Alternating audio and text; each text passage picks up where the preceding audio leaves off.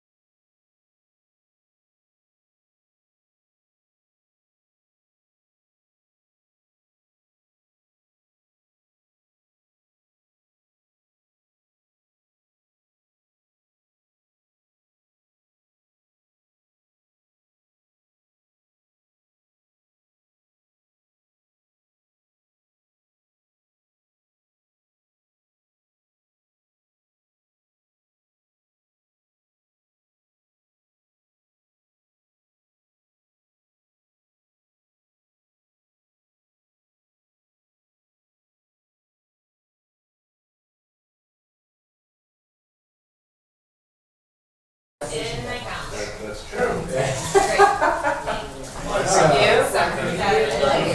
Well, it is his worry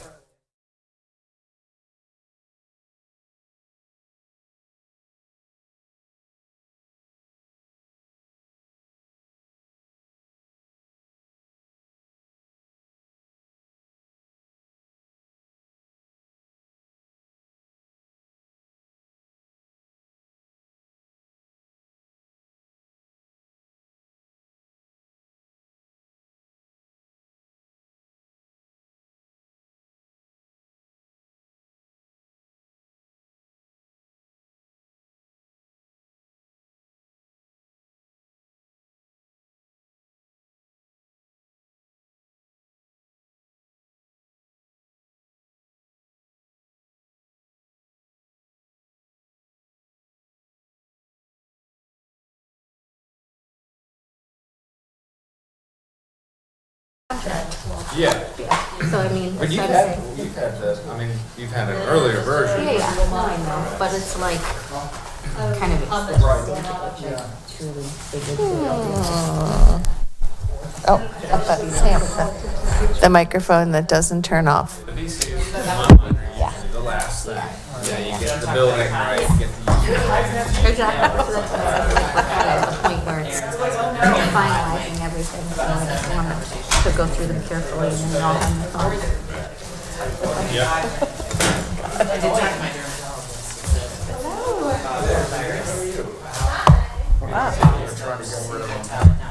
Wow. Oh, thank you. Well, that's very fancy. That's what we all Like said. very heavy paper. Heavy paper, shiny print. Some print shop convinced them.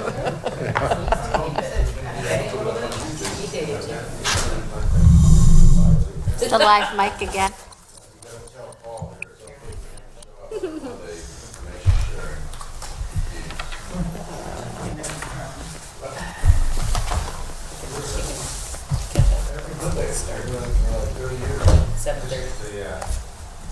Monthly information sharing events tonight. Everybody pays partisanship and all.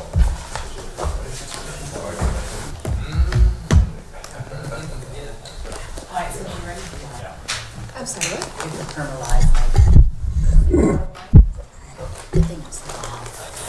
Alrighty, good evening. Welcome to the Tuesday, February 20th Council Work Session. Cindy, can you call roll, please? Sure, Mayor. Miss Connolly? Here. Miss Flynn? Here. Miss Leon? Oh, here. Mrs. Scott? Here. Schneider? Here. Miss Underhill? Here. Mayor Hardy? Here. Thank you. Wyatt? Well, good evening. Quick. Thank you, Mayor Hardy and members of council. I'd like to invite Paul Stoddard up to the table with a microphone. And he will make a few introductory comments that sort of tie the work that we're doing on the demographics chapter of the comp plan and how that kind of factors in with all of the other planning that we do as a city and the other chapters of the comprehensive plan. For the city councils, sort of how this fits in the process. We have together reviewed some of the earlier projections. This is the first time you'll have reviewed the actual comprehensive plan chapter, proposed chapter, and so we'll discuss some of that. And the overall process is working with our boards and commissions and planning commission and have this for the council for final adoption, ultimately in the late spring, early summer, in the June timeframe. So that's how this fits in the overall schedule. Mr. Stoddard. All right, thank you, Mr. Shields. Thank you, Mayor Hardy and members of council. I'm here in a supporting role tonight. Of course, Emily Bazemore, who's online with us as our lead planner. I just want to set this up with the same introduction that I used for the Planning Commission when they saw the same materials at a recent work session. As you all saw at a joint work session where you held a joint work session with the school board at your December 4th meeting back in 2023. There before you were trends, what's happening in the region in terms of demographics as well as projections, our best estimate as to what's going to happen in the future. With this draft chapter to the comprehensive plan, of course, we're taking that information and then building that and understanding and trying to talk about the connections to other aspects of community planning. So if this is where the region is, if this is where the community is going, what does that mean in terms of planning for housing, the economy, public facilities and utilities? So really this is building on the work of last year and really thinking about what are the needs of the community going forward. The request tonight is seeking concurrence, not a formal action, but a concurrence to engage with the city's advisory boards and commissions over the next several months to collect their input and their advice as well before bringing this back to you for formal referral, formal considerations, as Mr. Shields said, through May and June. With that, I'll turn it over to our lead planner, Emily Bazemore. Hello, good evening, City Council. Tonight, Council is requested to review and provide feedback on the draft updated demographics chapter of the Comprehensive Plan. The draft chapter incorporates the demographic trends and projections that City Council reviewed during the joint work session with the school board on December 4th, 2023. The draft chapter then describes how these trends and projections relate to various aspects of community planning, including housing, the economic trends, and also facilities and utilities. Staff is seeking concurrence to share the draft materials with our boards and commissions in March and April. As stated previously, action is scheduled on the chapter update tentatively in June of 2024. Tonight, staff recommends that council focuses its review on the connections and strategies section of the draft chapter. These can be found on page 12. On line 20 of the staff report, you'll see a comments matrix. So the Planning Commission reviewed the draft demographics chapter during a kickoff work session on February 7th of 2024. Feedback from this Planning Commission work session is captured in the comments matrix below. I'll briefly review some of the comments. So there was questions around housing, specifically if the projections included ADUs and T-zones updates. There were comments about cost burden renters, who has access to the community, and also connections and strategies. There was feedback around strategies that center around live, work, play, and sustainability. There was a question about incorporating strategies that explicitly correspond with comp plan chapters such as transportation, environment, and calling out different types of infrastructure such as sanitary, sewer as we write these strategies in the future. There was questions about monitoring our demographics and scheduling of that, and how this monitoring can be used for incorporating policy changes into the comprehensive plan. And I'm going to move on to the background section of the report, which starts on line 26. So demographics, including population, household, and employment trends and projections, are an important base of information for city planning.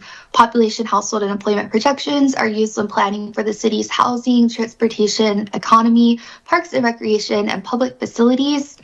The City of Falls Church last updated its demographic projections in 2018. The Comprehensive Plan, Chapter 2, People, Housing, and Jobs, is attached, was adopted on August 12th of 2019 and incorporated those 2018 projections.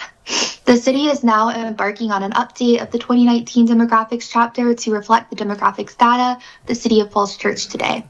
This process is kicking off in February of 2024, and it's slated to again wrap up around June of 2024. Moving down to line 50 of the staff report, we get into the approval process. So state code gives the city council the authority to grant final approval to the comprehensive plan changes previously approved by Planning Commission. The Planning Commission will make a recommendation to City Council regarding updating the demographics chapter. Then the City Council ultimately takes final action on these proposed changes. Now I'm going to hop over to the PowerPoint prepared for tonight's presentation. Yes. All right, and I'll move down to slide number 1. Okay. So what are demographics? They are population, housing, and employment forecasts and trends.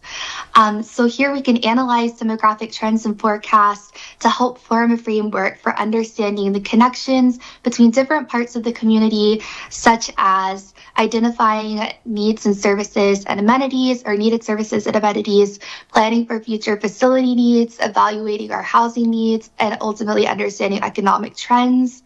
These are all aspects that are important to planning a city, and they're included as part of our comprehensive plan. Now I'll move on to the next slide. Okay, so moving specifically into population. So the City of Falls Church is home to approximately 14,600 residents. Resident population has fluctuated by less than 1%, about 150 people each year since 2018. Some things found in the demographic study is that our population has remained stable during the pandemic. The percentage of school-age population has remained stable. And the percentage of wealthier, more educated residents has increased. And all of these things can be seen on the chart, the right-hand side of the screen. Moving on to the next slide. Here we get into, yes. Sorry to interrupt. Could you go back to that slide? There's a lot of data here, but like when you compare the light purple versus the dark purple bar across 10 years worth of time, the only thing that's significantly changed is the households earning more than 200,000. Like it jumped, doubled essentially, 17% to 35%, right? Yes. So that's really a meaningful takeaway. That's the Very right-hand substantial. side. Or it says HHI, household income. Yeah. Like everything else looks pretty stable. Yeah. You got a lot more educated and a lot wealthier. Yes, Okay. that's a great point. It's a substantial increase. All right.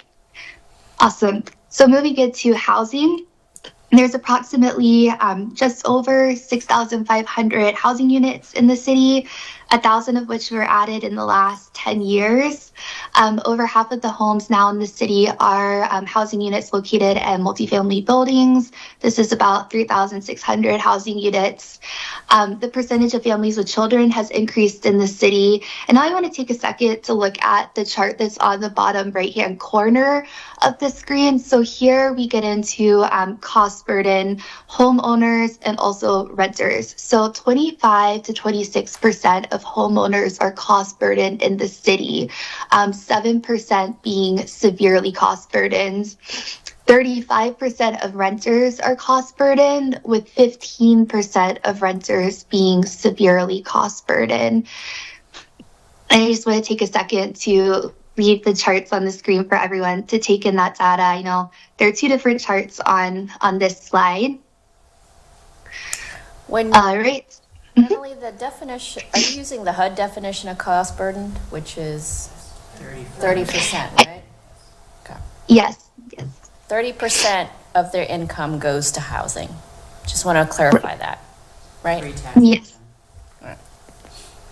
Yes, and there's right above the chart, you can see the percentage breakdown. So 30 to 49.9%, and then there's 50% plus pre-tax income for the severely cost burden. Okay, and moving on to the next slide. We're getting into employment. So there's approximately 11,500 jobs in the city. Jobs actually remained below pre-pandemic levels. And I just want to go over the percentage breakdown of the four largest industries in the city of Falls Church. So we have education and health services at 24% of jobs. We have trade, transportation, and utilities at 17% of jobs. We have leisure and hospitality at 16% of jobs, and we have professional and business services at 19% of jobs. I just want to note that professional and business services has been declining since 2019, and we've seen employment gains in the following three industries, which are noted here on this slide. Okay, moving on to the next slide. So some assumptions here. Just going to read them right off. We have projects under construction are adding to our housing supply in the city.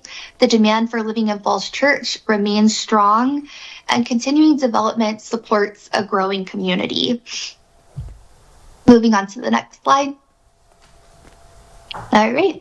And this is our 2040 vision statement. So the demographics chapter helps to support the goals of the city's 2040 vision statement. It can be found in chapter 1 of the comprehensive plan. I'm going to read it from the slide. In the year 2040, the city of Falls Church is a welcoming and inclusive community, a special place in the heart of Northern Virginia. Involved citizens are key to the city's long-term success as a leader in education, environmental sustainability, multimodal transportation, and vibrant economic development. By investing in neighborhoods, community services and facilities, schools, and parks, the city preserves small-town character and history while honoring a deep commitment to progress and a growing community. The continual rejuvenation of robust commercial areas supports the city's high quality of life for all citizens. Moving on to the next slide. So what now? We've seen that trends explain what's happening. Projections predict the population and where the population and economy are headed. And we also have some connections and strategies in the next few slides that will help us prepare for future needs. So moving on to the next slide. So this is our first theme for connections and strategies. We have several topic areas included in this section of the comprehensive plan amendment. They include housing availability and affordability, employment, public facilities and services in changing conditions. So I'm going to read each of the strategies right off the screen. So for housing availability, we have a strategy of continuing to utilize the comprehensive plan and zoning ordinance as growth management tools, guiding development into the most appropriate areas of the city. For strategy 2, review and revise city policies to reflect the city's demographics and plan for adequate housing availability. For strategy number 3, continuing to utilize policy tools to support affordability needs for a range of household incomes, sizes, and ages. Strategy number 4, consider policies to diversify the city's housing stock to support anticipated future household needs. Moving on to the next slide. This theme is around employment. So strategy number 1, support small business entrepreneurship, promote growth and retention of the city's small businesses. Strategy number 2, foster growth of existing industries in Falls Church, encourage investments and policies that support these industry sectors. Strategy number 3, as the city evolves economically, promote policies that increase the supply of workforce housing. Next slide, please. For public facilities and utilities, strategy number 1, continue to assess projected public facility impacts and needs based on segmented household characteristics. These include things like housing tenure, number of bedrooms, etc. Strategy number 2, when designing public facilities, plan for both the needs of current population and the anticipated needs of the future populations throughout the useful life of investment. Strategy number 3, when planning for public safety needs, plan for the needs of the current population and the anticipated needs based on projected population increases. And the final strategy number 4, increase parks and open spaces to be enjoyed by the city's growing population. Next slide, please. This is our final set of strategies, and they're focused around continued monitoring. So strategy number 1, monitor and participate in demographic forecasting exercises conducted by MWCOG, Cooperative Forecasting, Walden Cooper Center, George Mason University, and the Virginia Employment Commission, BEC. And finally, strategy number 2 here, update the city's demographic projections at least once every 5 years, which we just did, to maintain up-to-date baseline data to inform development decisions and initiatives. Next slide, please. So before I open up the floor to questions, I just want to go over 2 more things from the staff report. These are our community engagement things that we have going on, and also our the timing section. So for community engagement, we have a demographics webpage that we've already populated with our draft chapter, as well as the study materials from the demographic study completed in fall of 2023. We've linked it in the staff report for anyone who'd like to pay a visit to the page. We've also begun distributing some information and updates through The Focus, which is a weekly newsletter, and we'll continue to do this throughout the project's lifecycle. Also, to engage the broader community, staff is considering pop-ups again. Here we're looking at the farmers market, possibly downtown at Mr. Brown's Park, and also perhaps an informational video created in partnership with FCC TV. Moving on to the timing section, I want to focus on line 230. So this is for the demographics chapter update, which again, it's a comprehensive plan amendment. We kicked off with the Planning Commission back on February 7th. We're here for our council kickoff work session on February 20th. We're planning to complete boards and commission review from March to April, and then we'll be back at City Council in May for another work session, and we're looking at final consideration by both Planning Commission and ultimate final consideration by City Council in June of 2024. That's all for me. I'm looking forward to your feedback. Thank you. Great. Thank you, Emily. Questions or comments? Carolyn? Yes. Emily, thank you so much. Part of this, what I'm going to say, I have like 3 things, I think, are suggestions. I'm interested to see what my colleagues say and then your feedback. So let's start with public utility facilities and utilities. Sorry if this isn't in order. This is just based on my reaction as it popped up. For the strategy on when designing public facilities, we just got off a retreat and we emphasized the word design for all, like accessibility, right? I do think that's an important wording to incorporate as part of the strategy when we design public facilities.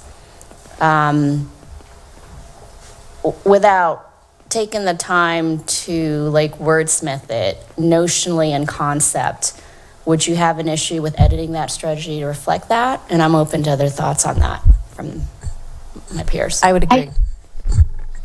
I think that's a great edit, amplifying accessibility, specifically just accessibility for all needs and abilities. And I think it should be an overarching, because Yeah. it is interlaced through multiple places. So I think it should be not just listed there. It should be an overarching statement. I agree on that. For that That's a good point. strategy, Yeah. I was also hoping that instead of saying like simply when designing, but when like negotiating or bargaining for public facilities, because I think what we've also been talking about is a hope, or this came up in Rec and Parks at our last meeting, is as we look at VCs and we think about managing growth, kind of what we can do in terms of, looking for more civic spaces and public spaces, not only in like the outdoor open spaces, but in some of the retail spaces as we grow for like satellite locations, possibly as needed.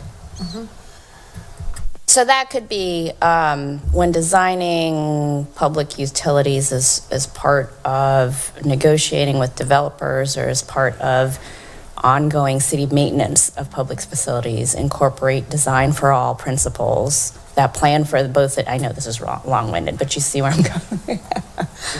Yeah. Yeah. Is that good, Emily? Let me know if I can go to the next one. No, I got some great notes there, and I have a note around design for all. Yep, thank you. Now for the employment, the strategy around fostering growth of existing industries. Well, can we include new? So I think there's truly a strategy for both existing and new.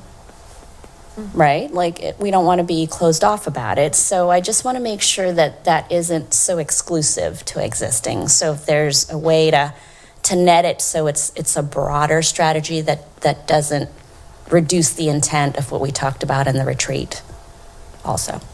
Does that work? Paula, no, I got you and I got Emily here, so both of you guys. Yeah.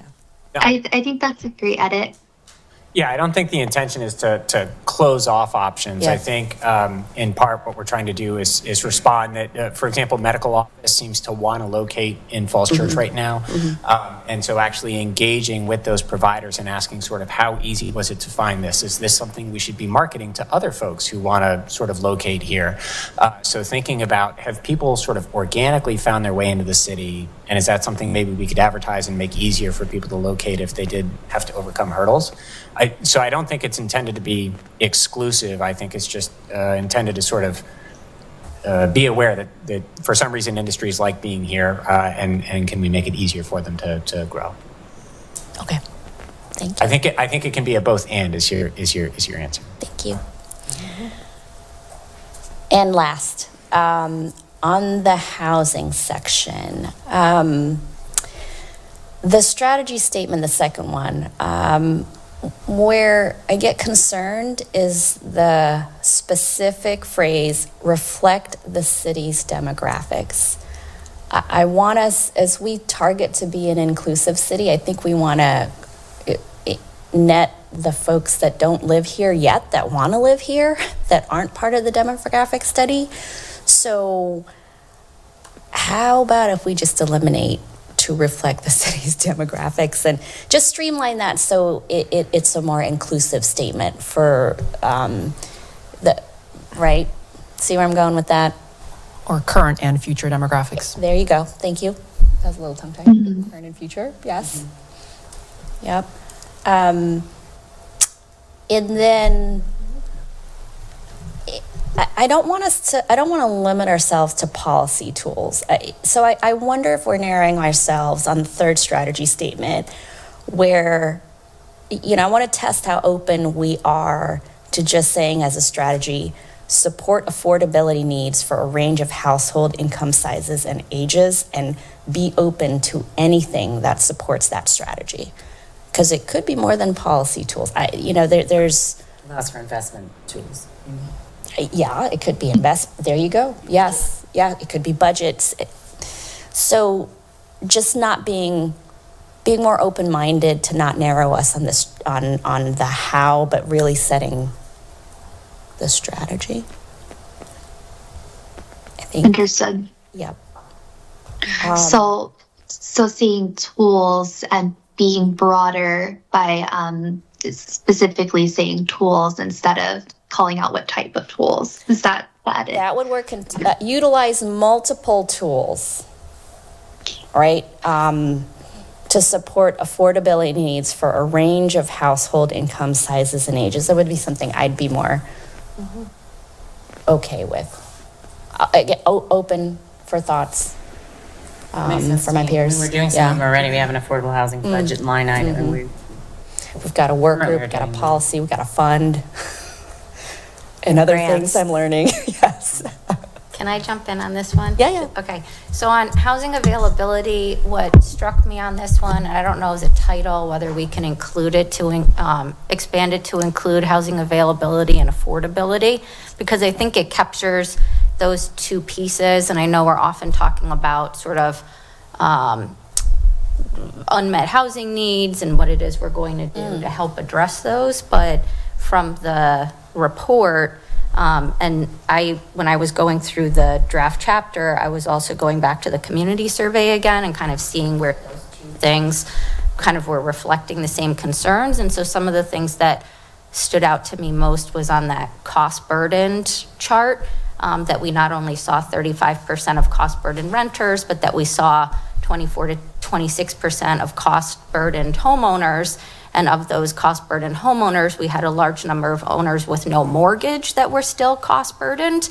And it kind of also tracked the most important issues facing the city. Of the big four, I would call them, housing affordability and taxes were part of those concerns, and what issues are most paramount in your mind, amount you pay in local taxes. So I think, if this housing availability and affordability strategy could also encompass more senior tax relief, kind of looking at tax relief generally. As we grow, I know we often talk about, it's helping to relieve tax burdens, but I think for people who are here and aging in place and not looking to leave, they're seeing assessed values rise and feeling priced out of the city. And so we see that not only in cost burdens of home ownership, but we're also seeing it in kind of rising levels of economically disadvantaged students who are currently, in the school system. And so making sure that we're kind of looking holistically, both within needs of the city, in pockets kind of households who you wouldn't necessarily even normally think of as cost burdened, but also in terms of unmet needs of who it is we're trying to be more inclusive of in the city, and bring into the city. I don't know if you have a reaction. Yeah, no, do we feel like that there's, Emily, are you feeling, I'm trying to help Emily map the change on the wording there. Yeah, I will think it's say- both availability and affordability. title of And so the way we have it written in the draft CPA is housing availability and affordability. In this presentation, that particular word did not make it in. So that's a mistake on our end, but it's in the draft comp plan amendment. She just didn't make it to this copy. Other questions? Mary Beth? I do. Thank you for all of this. One of the things that I found really interesting was looking back at the one that we did 5 years ago, which actually seems like, I don't know, 6 months ago. And there were some trends in there that just seem to have completely disappeared. And I'm just wondering if they've just been absorbed into what we have, or like one of them was that we're seeing larger families, and that was like one of the big takeaways, that Is the new 3 2. is the new 2 or 4 is the new 3. Is that continuing, or is that flattened out? Did we see that in any of the numbers that we looked at? I would have to go back and look at the comparison, but on the chart here on slide 4, you can see just from like 2012 to 2016 that there was only 31% of families with children, and now we're up 5% at 36%. So I'm not able to speak the specifics of the previous iteration. I'd have to go back and do a comparison between the new draft and then our previously adopted version. Yeah. You don't There really, were some I was just, and that seems to say that there are more households with children, but not really that many more children. So maybe that trend has sort of petered out a little bit. That is a very important data point. It's a very different data point to say we have more families with kids versus we have more families with kids that With a are lot. 3+. Yeah. Especially on housing, totally. Yes, Right. that is- Right. Or maybe there's a little bit of everything. Anyway, that one just, because that was so glaring 5 years ago when we did this. So that's one. My second question is just on page 10 of the report. You go into a little discussion about the low rate of local employment. And one of the things that really stood out to me last week or 2 weeks ago, when we were doing the grand opening of the medical office building, is that we haven't opened an office building in such a long time, that we haven't had the opportunity to have large businesses come to Falls Church. So I feel like that either needs to be reflected in some of our strategies or in the description, is that if we had more Class A office buildings, we would have more larger businesses in Falls Church, and we'd have more opportunity for people to live and work here. So because there would be more incomes able to live here and work here. And I don't quite know how to word that either. But I feel like the expanding economic development that we have, that we know is opening in the next year or so, should increase opportunities for larger economic job-producing businesses. Got it. Is that- Yeah, we were looking at when we were looking at strategies previously incorporated in the 2019 draft, Class A office space was specifically called out. So maybe we need to revisit the strategies around employment and get some edits in there and be a bit more specific. Right, because I think we have successfully in the last 5 years brought in Class A office building that we hadn't brought in for a long time. So how does that play into the next trend? And then my last question is just, well, two more.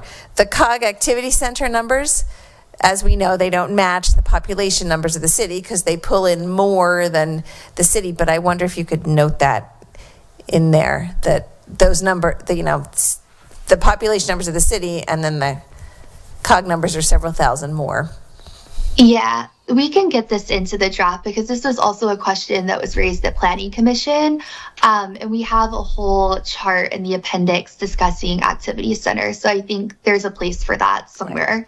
Just in to the be able draft. to say that the city, as an activity center, which is actually an interesting demographic point in itself, our activity center numbers are higher than our population numbers, and that's a good thing. But not everyone lives here. And then my last question is this, and this is about population growth. We're expecting 1,000 new units to open in the next 2 years. How is that reflected in this study, that expectation of that many more apartment units coming online and that many more people? Right. So when the numbers were calculated, things that are in the pipeline right now were folded into those calculations.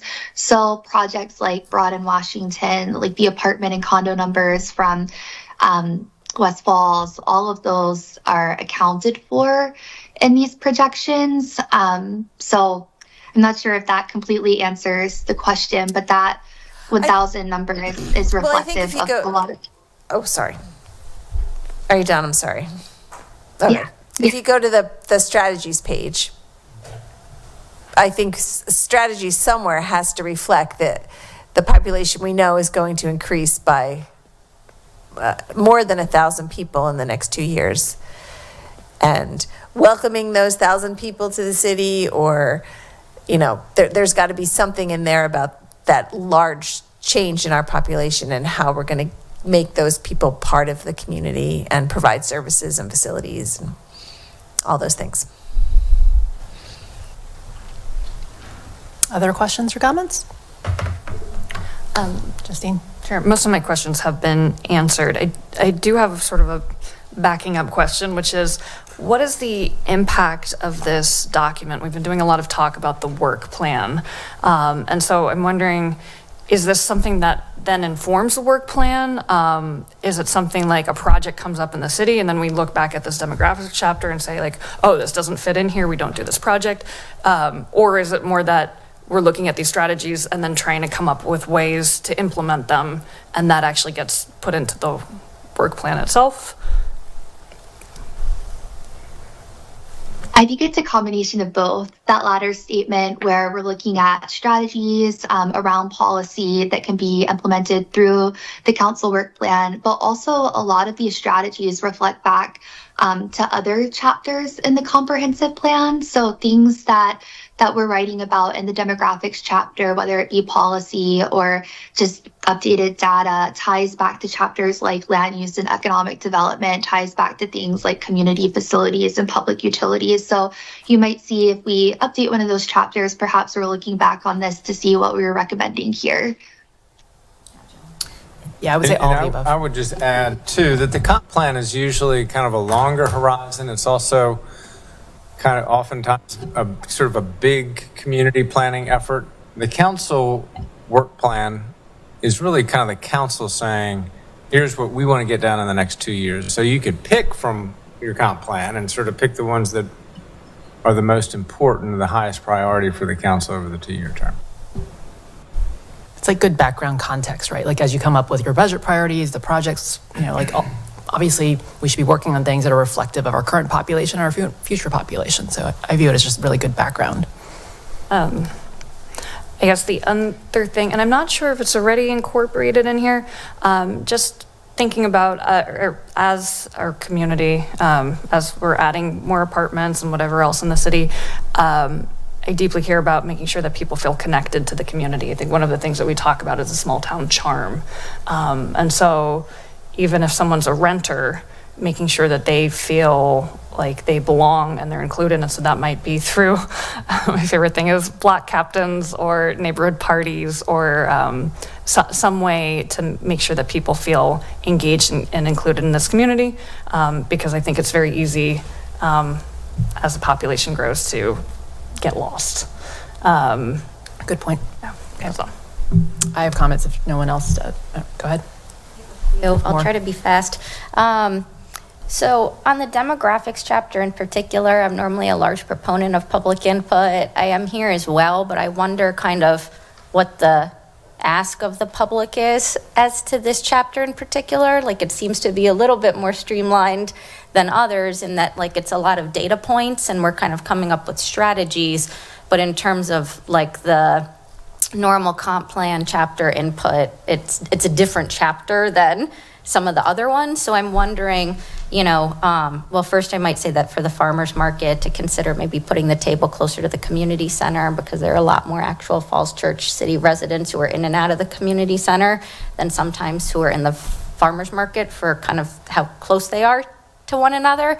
But that maybe as we talk to people, since there's a little less input as to this chapter, could we use this as an opportunity to help explain kind of what comprehensive planning is and what the comp chapters do? And yes, they're both a kind of touch point to see what it is that's happening as far as demographics and trends, but that they, while they're vision documents, they do hold legal significance. And so it's important for the community to engage and be involved. And as they see these different chapters, pop up in the Focus Falls Church newsletter and whatever else, that they understand the importance of getting involved years ahead of the actual development that may be coming down the pipeline. So just in terms of like, since we are going to commit resources and there isn't as much input for this chapter, kind of using those resources in a way that maybe amplify the overall planning of what comp plans are and do.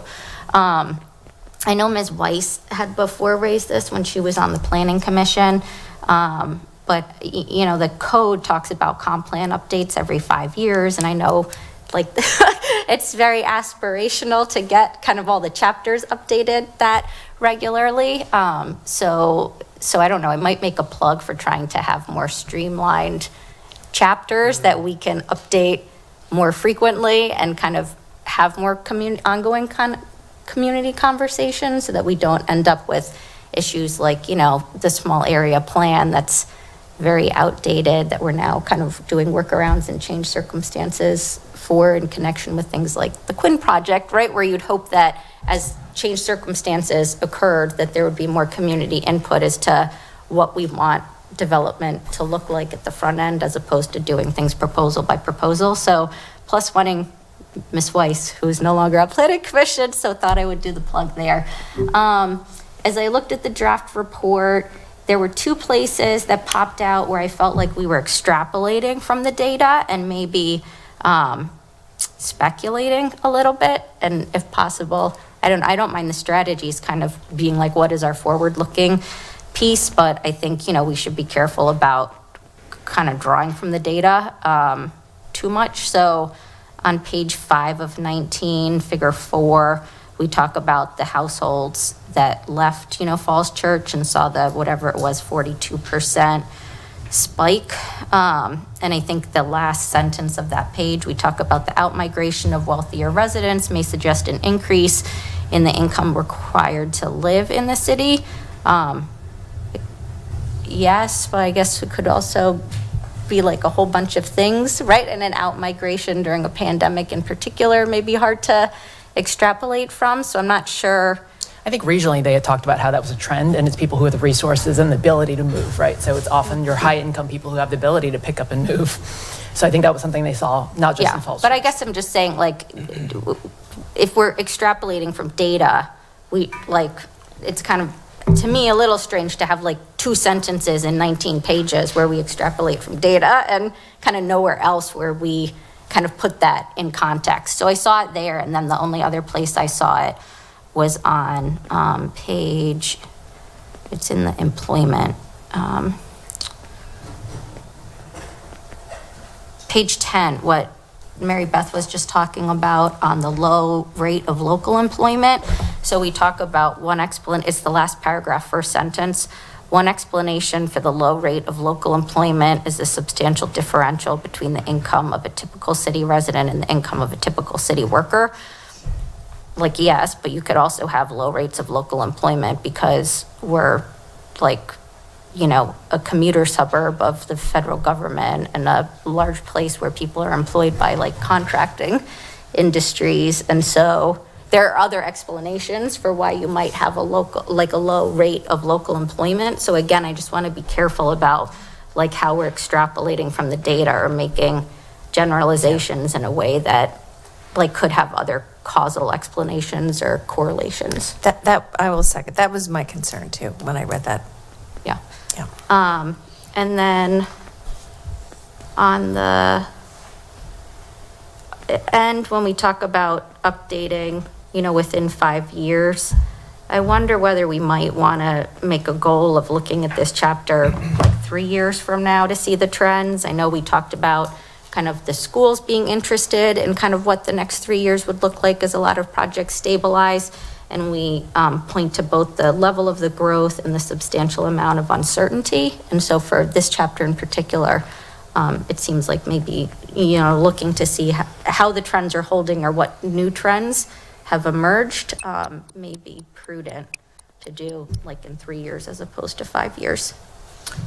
If I could, maybe just an alternate way to do that. We do monitoring on an annual basis, and I wonder if what we couldn't maybe deliver as sort of interim reports along the way. And what I'm trying to do is merge sort of this request with the previous sort of more streamlined chapters. Since we do a lot of this work sort of in-house, whether it's small area planning, comp planning, to the extent that we can keep the chapters on a 5-year cycle and supplement with interim reports, it means we can keep that cycle going. That makes sense. Thank Also, you. we can give you the freshest data without having to package it in a giant chapter. Okay. Dave? Thanks. So let me go back to basic data. So you made the statement that 1,000 residential units have been added in the last 10 years. Is that what year to what year? I would have to go back and confirm the specific years. I can't answer that right off the top of my head right now. Does that include the West End development? Does that include Founders Row 2, Founders Row 1, Broad and Washington? Okay, so yeah, I'd have to go back and look, but we provided the housing counts or the housing unit counts for the West End development, so West Falls, Broad and Washington, and Founders Row. So I'm thinking it does include those numbers. No. No? She Yes. said when she answered your question. So Yeah. where She I'm includes going the three, is- Founders Row 2 is. the three projects that are coming online the next 2 years Yeah. are included with the counts. And then for the years between 2030 to 2050, it assumes the same pace of development as we've seen. Paul, Right. Emily, please Right. correct me. But That's what I Dave's read. talking Right. about the past 20 years. Yes, that So includes that those. wouldn't include the future ones that aren't opened yet. Yes. Right. Right. So those numbers aren't included in the past 10 years, though. So it's connected to the certificates of occupancy. So if something is under construction, but a certificate of occupancy hasn't been granted yet, then that would be, This is where I'm going because I want to get a good number that reflects everything being built, everything that we've approved, and everything that's already been opened, because that will give us a far more accurate count. And I'm still not hearing precision on that. Sophie, could you go to page 11 of the demographics report? Because I think Emily does a good job breaking out what's included and what assumptions are made right there. So, That chart on the, thank you. can you pull it up? So between 2024 to 2029, it includes the projects we've approved and are underway. And then 2030 to 2050 assumes the pace that we've been developing, right? So does it include then Everything before 2024. everything 2014 through 2024? Yes, because they And live. 2024 through 2029. I thought the number was much higher than that. I thought it was like 1,600 as opposed to 1,000. So how about if we went back to 2010? Where would we be? The population or housing units? Housing units and population. So one of the attachments that's in the packet has all of the projections and table 2 and table 3. And that might be the cleanest way to look at the data that Councilmember Snyder's requesting. So if you go down to table 2, that shows the numbers, and then table 3 shows the change over those 5-year increments. So it doesn't go back to 2010, but it goes back to 2015, and so in 5-year bites. And when we do that, what's the total number? So the kind of the headline from the school board retreat was the 1,529 increase in households in the period between 2020 and 2025. And that's about a 25% increase in our housing stock. And so that was an important point of discussion at that December So if it retreat. was 1,500 from 2020 to 2025, then if we go back 10 years from now to 2014, we're over 2,000 roughly, or not. What I'm trying to do is get fixed on a piece of data that we can all use going forward. So I heard 1,000 thrown out now, but now it's 1,500. So I'm just. Well, so it depends on kind of what your start date and what your end date Yeah. is. And so Yeah. I just, to me, like this was a useful window into kind of what we're looking at, particularly in, right now, because we're in a period today of a remarkable increase in our housing stock. So we're really talking about 1,500.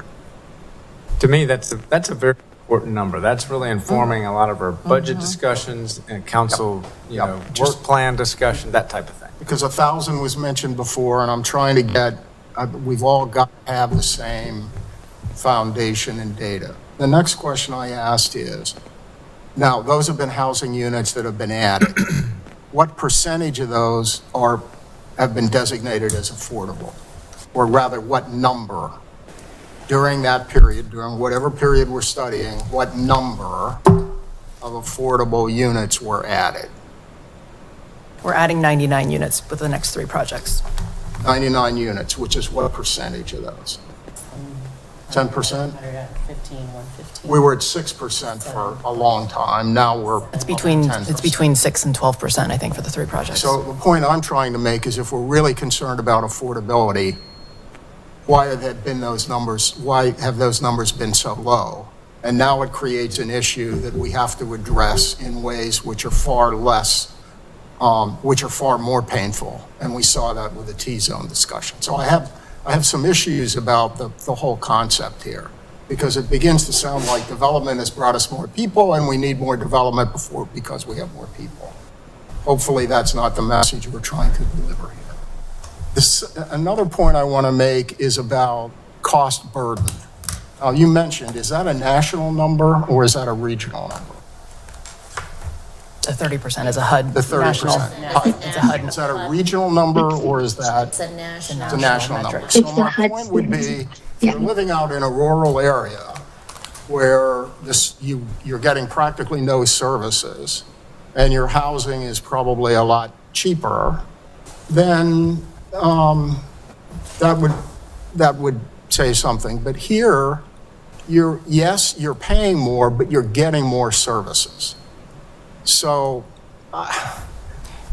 cost burdened is a loaded rhetorical concept, and I'm interested more in that.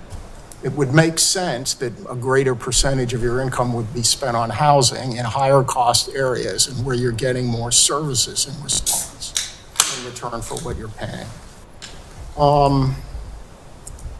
So those are a couple points. Then I want to go on to the rather short shrift we're in this report toward the infrastructure costs.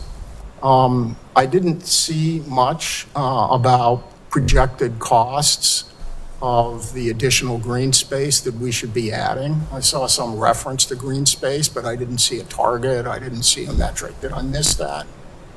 So if I could step in on that one, right, so demographics is sort of a foundation laying chapter for the rest of the actual sort of functional chapters. So the city does have a parks and open space chapter, it does have a transportation chapter, housing chapter, environmental sustainability chapter. And in all of those, at least with the updates since 2014, we have been very careful in all those updates to identify specific projects and estimate costs in terms of both dollar numbers as well as people. So this chapter is really trying to lay out, based on these projections, what are the needs that the city needs to be looking at sort of, I guess, most urgently. And then it would be up to those functional chapters or the master plans or the small area plans that follow to really identify those specific projects and costs. So, public safety, there was a short mention of that. Have we calculated the number of police officers, the number of firefighters, fire equipment that we're going to need based upon this increased population? Is it in there? So not No, this chapter, I think as Mr. Stoddard said, this is So- just giving us sort of the base data on which then we make other policy decisions. But however, we take up housing with this. So I guess my concern is this looks like we've selected what we're going to do. It almost feels like it fits into an agenda to push a housing agenda, rather than really saying this is the data and there's a lot of infrastructure catch up that we're going to have to do. And we've just seen that with sewage already. And yet that'll be discussed later down the road. So when will we use this demographic chapter to tell us what we will need in terms of police, fire, sewer, water, stormwater, and other utilities, electric if we have to invest in some of that, infrastructure? What does it tell us about the cost of all this development? If I may. Earlier, well, I guess middle of last year, We did a run of the comprehensive plan and compared it against what are the requirements under state code in terms of regular updates, what are the plan required elements, and we try to obviously keep stock of what are other jurisdictions and the folks out there winning planning awards across the country, what are they doing. We try to keep our eye on international planning as well. And we took stock of what we had in the plan, and we laid out some potential chapters to tackle next. We knew demographics was going to be an important one because the projections were getting old. Actually, the next chapter we intend to tackle is actually public facilities and utilities. That we know sewer has been an issue. We've seen the power outages affect City Hall as well as sort of other areas of the city. There are now code requirements to have a broadband plan, whether it's publicly or privately provided. There is a need to have a broadband plan so that everyone in the community can benefit from that access. So that is one of the chapters that we want to tackle next. And we know that's going to involve communication, not just in terms of thinking about what are the costs of the city, but also are our partners ready for that growth as well. How about environment and open space? So environment and open space, we did the environmental chapter, I think, in 2019, if memory serves, 2017, 2019. Open space was the one before that. And of course, we've got a green space plan, and we're trying to build that out as opportunity provides. Specifically, I know the city moved on purchase of properties in the floodplain, building out the green loop, and of course expanding not just the park spaces that we have, but also investing in the park spaces that we have. Great, thank you. So I have some comments and questions. I have a couple of broad kind of comments. So thank you, Emily, for this work. I think as we talked about at the beginning, kind of understanding who we're serving in the city is so important between, I do think you actually do a good job laying out strategies beyond just housing, right? Between facilities, programming, where our budget decisions go, like this should be the background for all of those decisions. So thank you for this work. One of the first kind of broad questions I had, it relates to the comment I mentioned at the beginning where we kind of benchmarked the fact that we were at 35% of our median household income. 36 is above 200,000, and that was a really dramatic jump from when we last did this, right? And I think in the report you also mentioned that in contrast, Fairfax County is at 17% of having their population at above $200,000 household income. So that's a really dramatic difference. So in general, I would love to see whether these data points, whether we're outliers, right? So if we are dramatically more expensive to live here and it requires a lot more income, if it is twice as much as our neighbors, that should say something to us. Likewise, if we are, 36% of the population has children, what does that look like in the county? And I think some of the charts do that, but in general, I think it would be helpful to benchmark how much of this is unique to Falls Church, how much of this is a regional issue. We know that obviously cost of living is expensive in all of Northern Virginia, but is it especially acute issue here? And then what might we do incrementally because it is a really unique challenge for us? I think that's an important thing to pull out from the data where possible. Second, I know we've been arguing about exactly how many housing units. I actually think that all that data is actually really easy to get to, so if we can follow up on Mr. Snyder's answers, that'll be great. That's a supply-based forecast, right? This is not a demand-based forecast. So supply-based forecast means who is here now, what are their needs? Second, who will come here based on the housing we're developing, and what are their needs? What is missing for me is who wants to live here but can't. I think Caroline made this point earlier. Like, what is the demand to live here?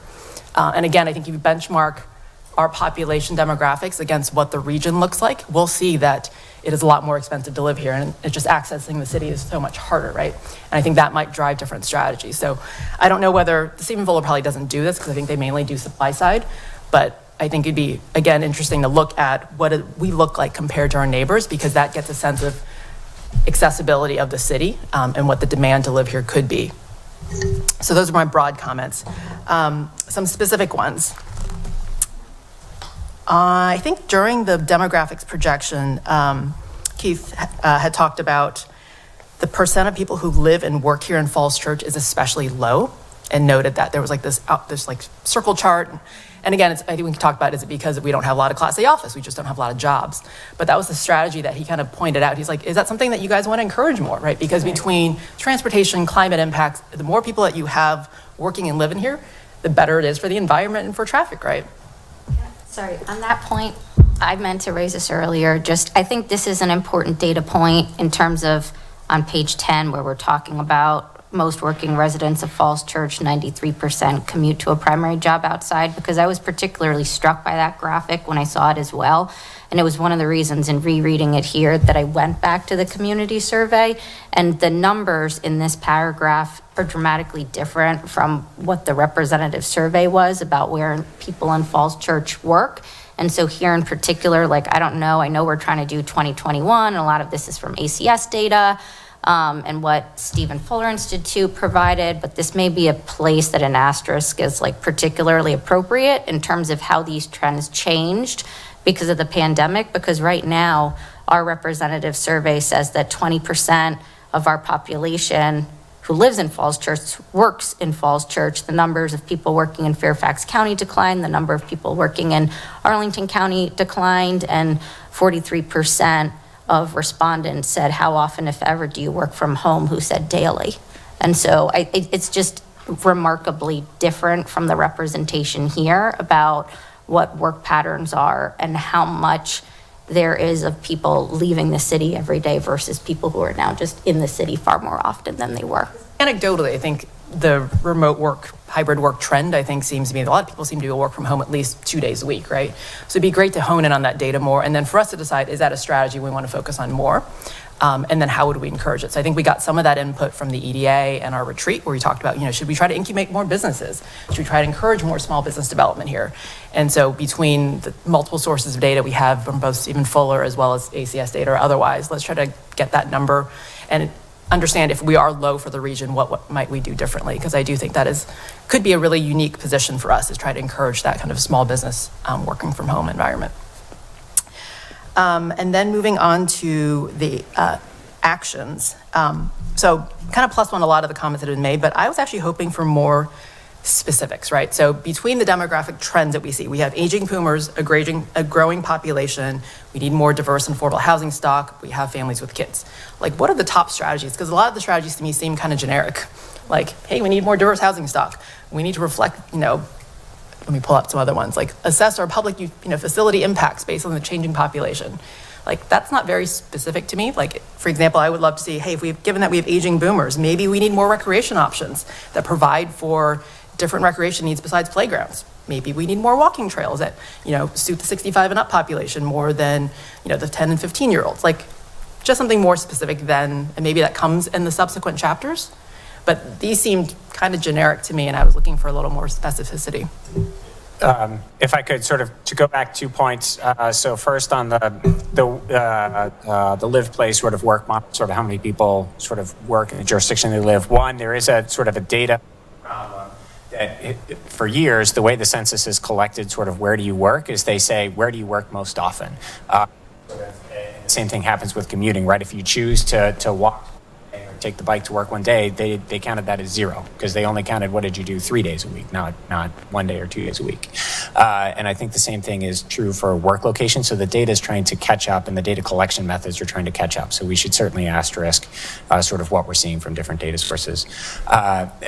I do want to be sort of thoughtful of the sort of public input process here, right? Since we are billing this as the demographics update, I'd be a little nervous about sort of policy direction on, design of specific parks or design for specific community center. I'd be much more comfortable having that in sort of an effort that was sort of billed that way. It would also give us more time to sort of think out those strategies and how to play these things out. I agree, sort of the action-minded person in me finds these a little bit dull or bland, but I do think it's sort of painting the picture of sort of these are the things to think about, and then I think these become the stepping stones. So when you're designing a park and you say, gosh, is there a playground, a hangout space for teens? Is there a walking path for people with dogs, right? It gets you thinking about, when I designed this facility, did I really think about all the age groups that need to be here? Yeah. So maybe the takeaway then is not, I understand the need to keep this at the generic level, but maybe the takeaway then is like, what are the big demographics takeaway from this? That we can do a better job with. I think there's in a lot terms of of the information. trends of aging in place, is there, something for, if you think about sort of psychographics and you break it down that way, what are the big things that are maybe missing in the city's facilities? Yep, great. And then one thing I meant to circulate actually over email is I saw actually Weldon Cooper published new data as of January 2024, based on end of year or maybe late July 2023 numbers on population growth across the entire DC region. It was actually for all of Virginia. It was really insightful. So basically the takeaway was Virginia's flat, which has implications for broader budget things at the state level. Northern Virginia in general is seeing kind of out-migration because it's just gotten expensive to live here. The only two localities from what I saw that actually has growth is Loudoun County and us. Everyone has actually flat population growth from when they last measured this. And this is important because you actually don't want a declining or stagnant population because it means that then the cost burden of running the city is on a lot less people. And so this has obviously bigger economic implications, but I'll circulate it because I do think that it's actually really interesting where essentially out-migration is outpacing even your birth rate, which is already pretty stagnant post-COVID. So I think that's a good regional kind of picture to keep in mind. But otherwise, thank you very much for all the work on this. Again, really important background for all the other work we do. So thank you.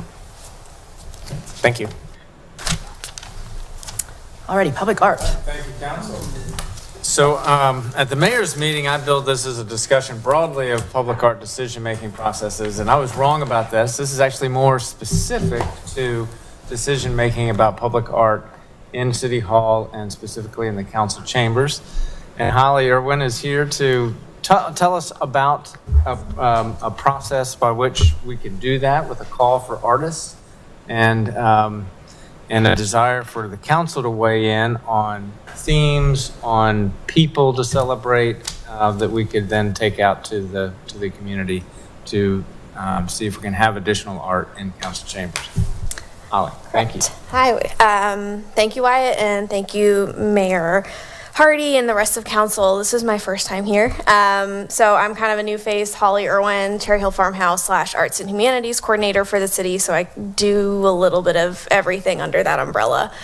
So specifically what I'm talking to you all today about is the public art project that is going to take place in your council chambers. It's one of many public art projects that the city has been pursuing, and specifically this one's tied to the 75th. So I have been working with Mike Guy. He is the city's special projects coordinator specifically for art initiatives. He's part-time. He's an artist himself. He actually grew up in the city, which is really cute. Danny knows his dad, so it's really fun, that connection there. But today specifically, I wanted to get your all's input on the scope of this project. We have it pretty vague at the moment, so if you look on the report, it's just, you know, the city hopes to commission works that reflect notable figures or stories in the city's rich history. These works should be inclusive with an aim to bring a bright contemporary vision to the chamber.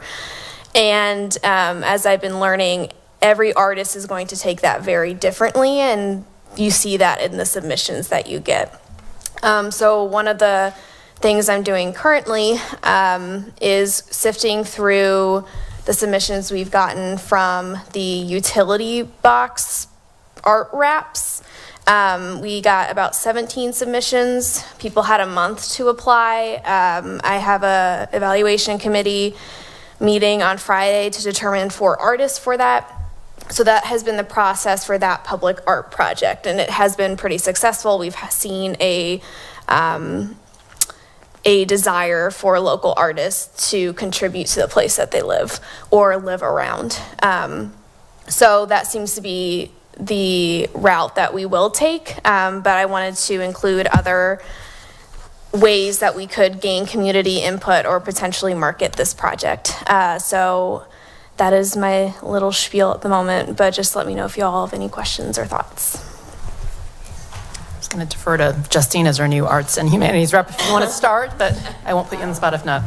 I mean, my main comment, I was looking at the art styles that were included in the packet, and I put a check plus for the non-traditional styles. I think as we're talking about modernizing City Hall and the pictures that are in there, having these non-traditional styles is something that I'm particularly in favor of. I was wondering specifically about the art projects in chambers. I know that there was a list of questions of like to narrow in on the parameters, and maybe that would be something we discussed today, but I was curious, would there be more art created than what would be hanging on the wall and it would rotate around? Or is there a plan for what actually goes in chambers right now? So the plan, from my understanding, is the 2 or 3 works that are going to be commissioned from this project would hang alongside what is already there in perpetuity until, you know, in 20 years we reevaluate. So we'd have an outcome from the 75th anniversary and the funding. Now, just as a side note for sort of that rotation and art piece, Falls Church Arts, prior to City Hall renovation COVID, did a rotating art gallery in our lower corner. And they have reached out now that they're past COVID and getting back up to speed about restarting that. And so they actually curated it from Falls Church Arts members and rotated it about every month. And so we did have that opportunity for different art. But this project particularly would be permanent inclusion, diversity, messaging in chambers. And so I guess to that extent, if there is going to be 2 to 3 pieces that are there for 20 years or whoever knows how long, I guess that does put even more importance on getting it right. Because if it's rotating, then it's like, oh, we can have a bunch of different faces and figures, but this is like, this is what's going to be on our wall. We do hope, pending money from this process and future outcomes, to put more out here in the lobby too. We've got a lot of good white walls and space between windows, and those could be rotating or just supplemental. I guess the main then comment I have is, as we're figuring out what goes on council chamber walls, doing that in some way in connection with the mural, you know, let's say the mural that is going in City Hall, or something above in the hall is focused on Tinner Hill, then maybe we don't need a representative of Tinner Hill in chambers. And so making sure that there's a balance from what we have throughout the facility. That's definitely a good comment to make, because a lot of the utility art box submissions that I've gotten focus on, not all of them focus on Tinner Hill obviously, but it is pretty, I don't want to say repetitive, but I don't want to put something that's going to be on an art box, or excuse me, a utility box that you can also see in council chambers, which you can also see on the mural. So I definitely think some diversity in the art that people see is important. That said, I do think that if the one thing that isn't going to change, like the utility boxes are going to get worn or down, like if they're going to be in there for another 20, 50, 75 years, and if I'm they, meaning 3 additional pieces in chambers, that's pretty important who's selected. If the 4 that are already there are remaining, and that represents like a foundation, which I guess I was kind of hoping for a rotational too, right? So you could have more decades represented, more people represented than the founders. So I think that should be the driving thing. The most permanent pieces should be the ones driving it versus what, not including somebody because it's on a utility box or on a mural or something else, that are much more likely to be changed out or just literally wear out before pieces that are inside the chambers do. And we've, I think this has been a discussion for 10 years at least. At least as long as the demographics chapter, since the last time we did the demographics chapter. Definitely 5. Definitely 5. It's been a long time that we've been discussing the importance of this. So, wanting to do it right, but making sure that we can represent the most number of people possible is my goal. When I'm looking at the questions about should additional art pieces be considered, absolutely. The story that art should convey, if we're keeping is that fixed, that we're keeping all the current ones that are in there? That has been the discussion to date. I formally have heard from VPAS members who help fundraise, produce those, that their expectation, because they gifted it to the city, that they would stay. But that's not a staff decision. Is that a council decision? Or whose decision is it, I Whose guess? decision is it? I'm not suggesting anybody gets rid of anything, but maybe there are other places around City Hall that, can be a rotation of faces. This is why I think Holly wanted to be before you to have this conversation before we put out the RFP for the Call of Art, because, you may Yeah, not I'm want just to make that decision till you see the submissions, but if that's an option, then it does change the space for where we could hang art. Yeah. Yeah. And in terms of the story told, also, are we, and this is a question for everybody, are we considering, does everybody have to be deceased? Are we considering current residents, people who have great impact? Because that obviously defines the time frame in which you are choosing your potential people. And then style and medium of the art, I think it just needs to be on balance. If those pieces are staying in there, it just needs to be on balance, coordinated in terms, but I think there's mention of framing and something else would be consistent. But I too, like Justine, if it's going to be more vibrant and more current, more contemporary people, that I'd be interested to see what styles come from that. And then parameters, if there are any, who's defined? That's the question, who defines the parameters of this? Is this a city council decision because it's council chambers? Is it, a prior donor? Is it arts and humanities? Is it staff? I don't actually know the decision-making. For council's chamber, staff's recommendations, council would have final decision. But if we're using the RFP process, you would get a recommendation from your Arts and Humanities Council. And these were gifted to the city, therefore city council, so those became city-owned art, but they do have existing people who gifted them, so that's who I've heard from. But if they're hung elsewhere and still here, I think they were intended for chambers, whether they have to be in that same wall, or maybe we could talk about this wall out here. They're in talking to Mike, who coordinates with Holly on these projects. It's amazing the creativity that can come to complement our founding fathers with those. Yeah, you see at the National Portrait Gallery, we have so many examples right here in DC of how that's done really, really well. So I think that's definitely possible, and we have the talent around here to do that. I just think it's going to be a tough decision on how to make the decision of if there are only 2 or maybe 3 that get added, who are those people? And how to make that decision. For parameters to your one question, we haven't, as part of the art policy, there were earlier on conversations, whether somebody should be still living or not. So I think that still for this project could be an open discussion. You do have a formal policy on how you name parks and places, and so that could be a framework on that you could consider. Do artists get compensated just for submitting or only when they get selected? That is what we are going to try to determine. What we did for the art wraps is have artists send in, if they wanted to, a very, draft sketch of their vision for the utility box, as well as a portfolio. So for something like this, where commissioning a portrait is definitely more expensive than a utility box wrap, are we going to want to see more than just a sketch, or are we fine with just seeing their portfolios and having discussions with them along the way? But obviously, if we want them to submit a draft sketch or anything like that is part of the requirements for submission, then yes, we'd have to figure out how to compensate fairly.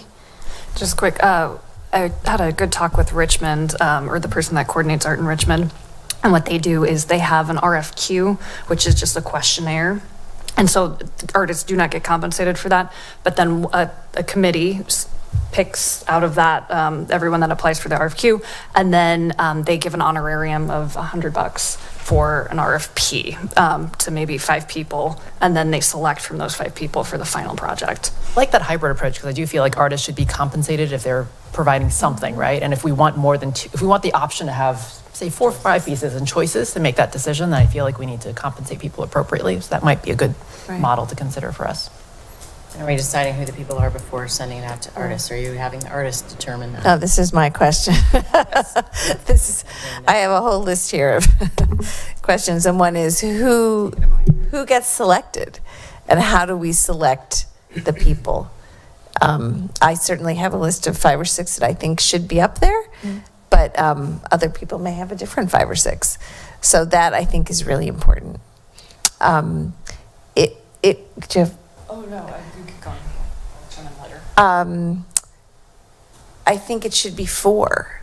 If we have 4 in there, they need to be balanced with another 4, so that it's not just 4 and 1 or 4 and 2. So if there's a way to make it 4, I think the arrangement of where those are on the walls, we need to move them, because 2 of them get covered up by screens every time there's a city council meeting.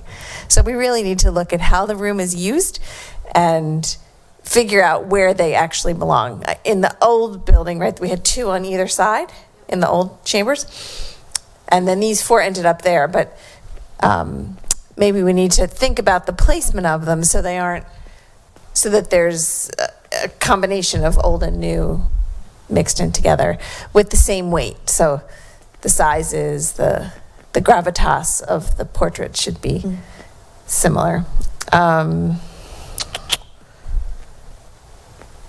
And do we need people, or do we need places, or do we need a mix of those things, or do we need 4 more people and 4 pictures of places in Falls Church?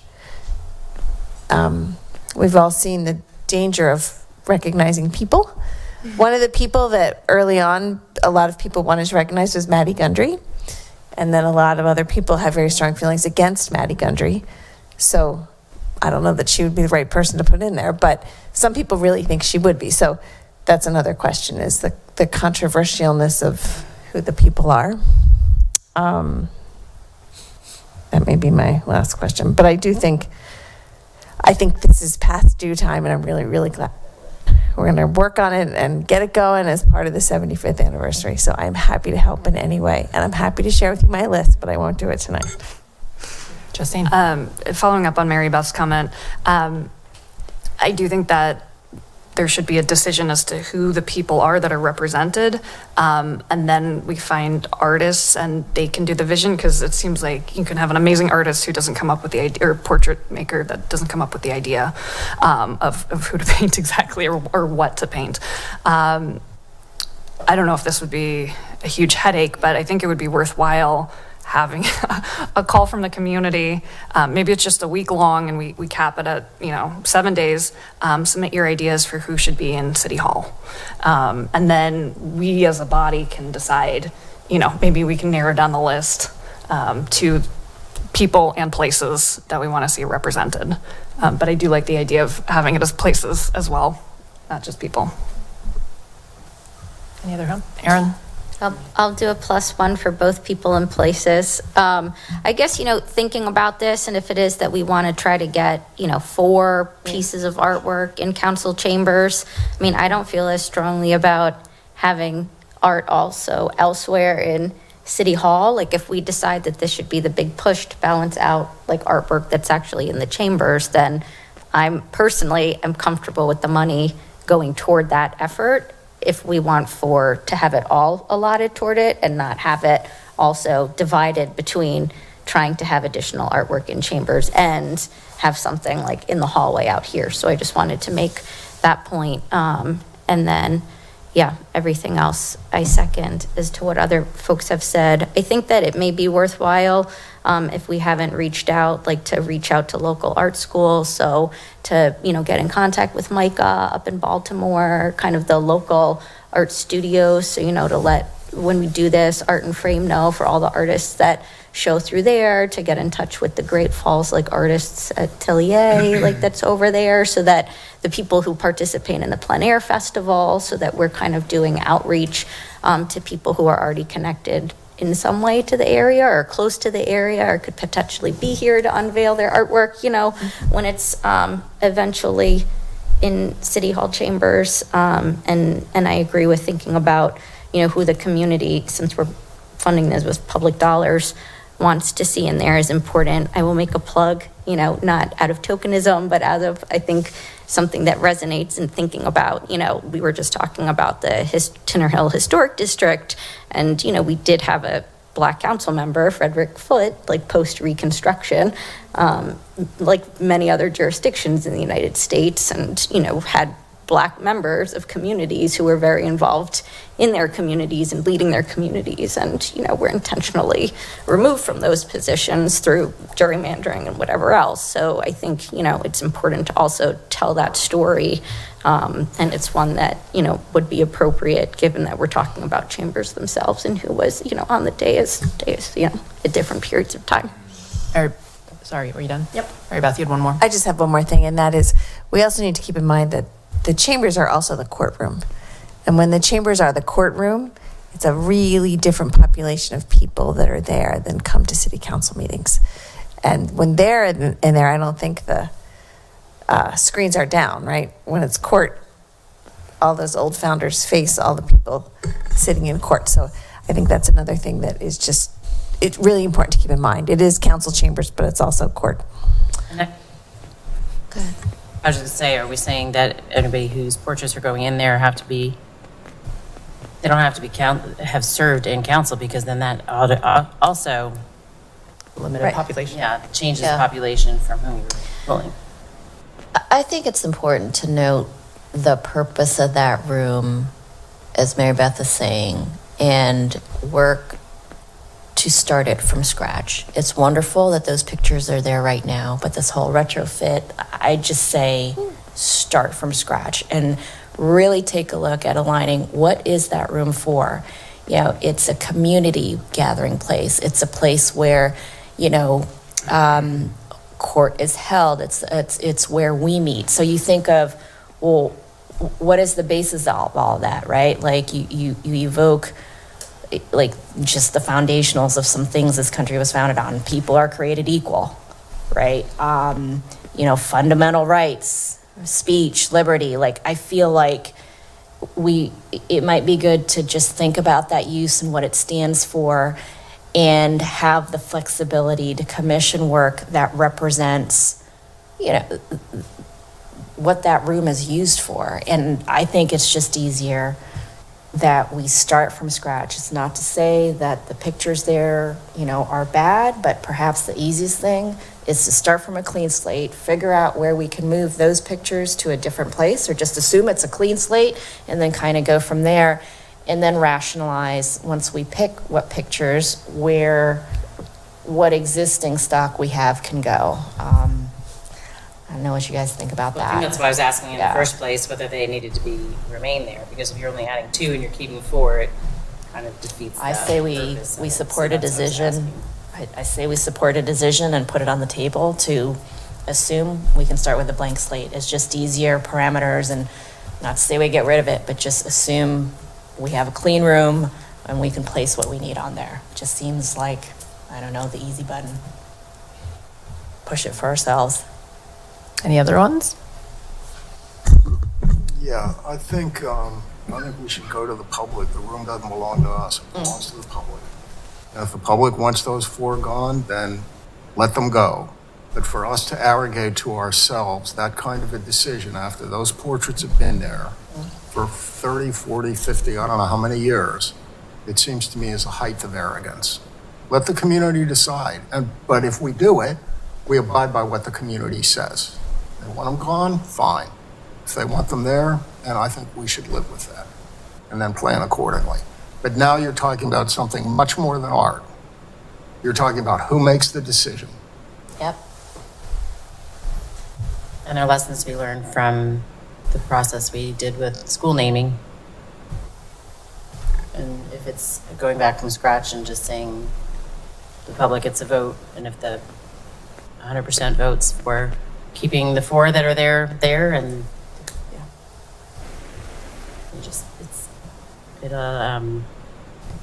there are lessons to be learned from that process in terms of who participates and what percentage of population needs to participate before that's representative. A lot of layers there.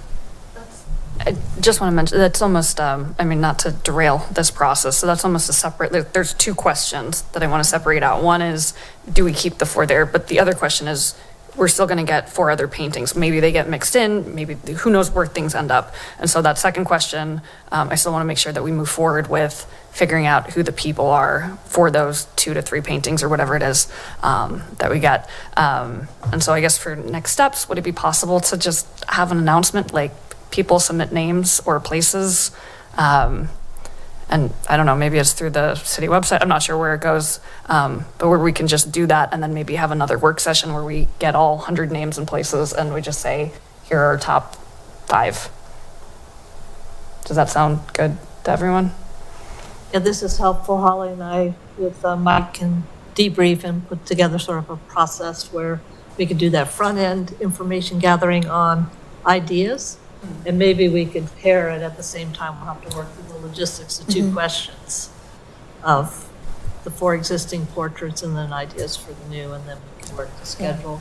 I like that next step. Follow up with council. And can we work in Caroline's suggestion of, you know, we're talking about people's places. Do we want to include in the artwork like ideals? You know, so that if people say, hey, you know, we want, you know, yeah, justice reflected as, abstract. exactly. I don't think we want to limit it, right? Like, it can be abstract. Yes, and then that's sort of what the parameters were in our question, is sort of what's the outcome that you would like, and if it's democracy and civil rights and, you know, freedom, kind of frame it that way, then you'll get suggestions. There'll be a lot of suggestions, but they'll at least be within that framework. And then you can work to narrow it down, and we can see dot voting or what process we can go through to get consensus. And then the next thing, when you have that list, then you can do an RFI, which is sort of the hybrid, you know, just get some initial scope and designs from people, narrow that down, and then you could do the honorariums. So we're through a refinement of the process based on this helpful input. Honestly, I don't think it's a choice of and or. It's not as stark. You go to DC courts, they rotate their art. That's it. You know, so it's like, we love everybody, but you're not going to be on the wall forever. We're going to rotate you every 2 years. So they rotate their art. So I just want us to be aware it's not like that stark. I don't think we have the option to make it like, choose what you want. I mean, you could do it inclusive for all. You just rotate it. You know, so. Right. I think it has to go to the vision of how much. I mean, we're going to add 3. I asked for 4, but maybe next year we could add 4 more, or next year we add 4 more. So again, I think we need sort of a vision of how much art is appropriate in that room. Where would it go? Does it make sense to rotate it? All those, I think those are all sort of foundational questions we need to figure out. We can still ask the question first of who do you want in there and what do you want in there, but that needs to be worked through of what happens next. Maybe sounds 2 next steps is who should go up there, get broad community input on that, and then logistically, how much art could we fit in there? Do we want to rotate every 2 years? Because that might determine how many new pieces we add and at what frequency, et cetera. So. Yeah, I think once you have some additional information that could help frame it up, there does come to this maintenance side of it. Because if you're rotating, we got to store it, secure it. Right. Those are really heavy. Special people hang them. We don't use our internal. You know, so then it becomes sort of that maintenance workload piece. Right. Additional money because your 40 to 50,000 won't do a lot of pieces for rotation, but it could be phased in over time. Anything else in City Hall art? Okay, while we have Holly and all of council, because I do think that this is actually has a lot of community input already, is the West Falls mural. So it was presented to Arts and Humanities. Some of you have already seen it. Is it clear that, I guess, who's the final decision maker on that? Wyatt? Have we declared that? So I would recommend that the Arts and Humanities Council be the one who provides the input on it. That's my recommendation.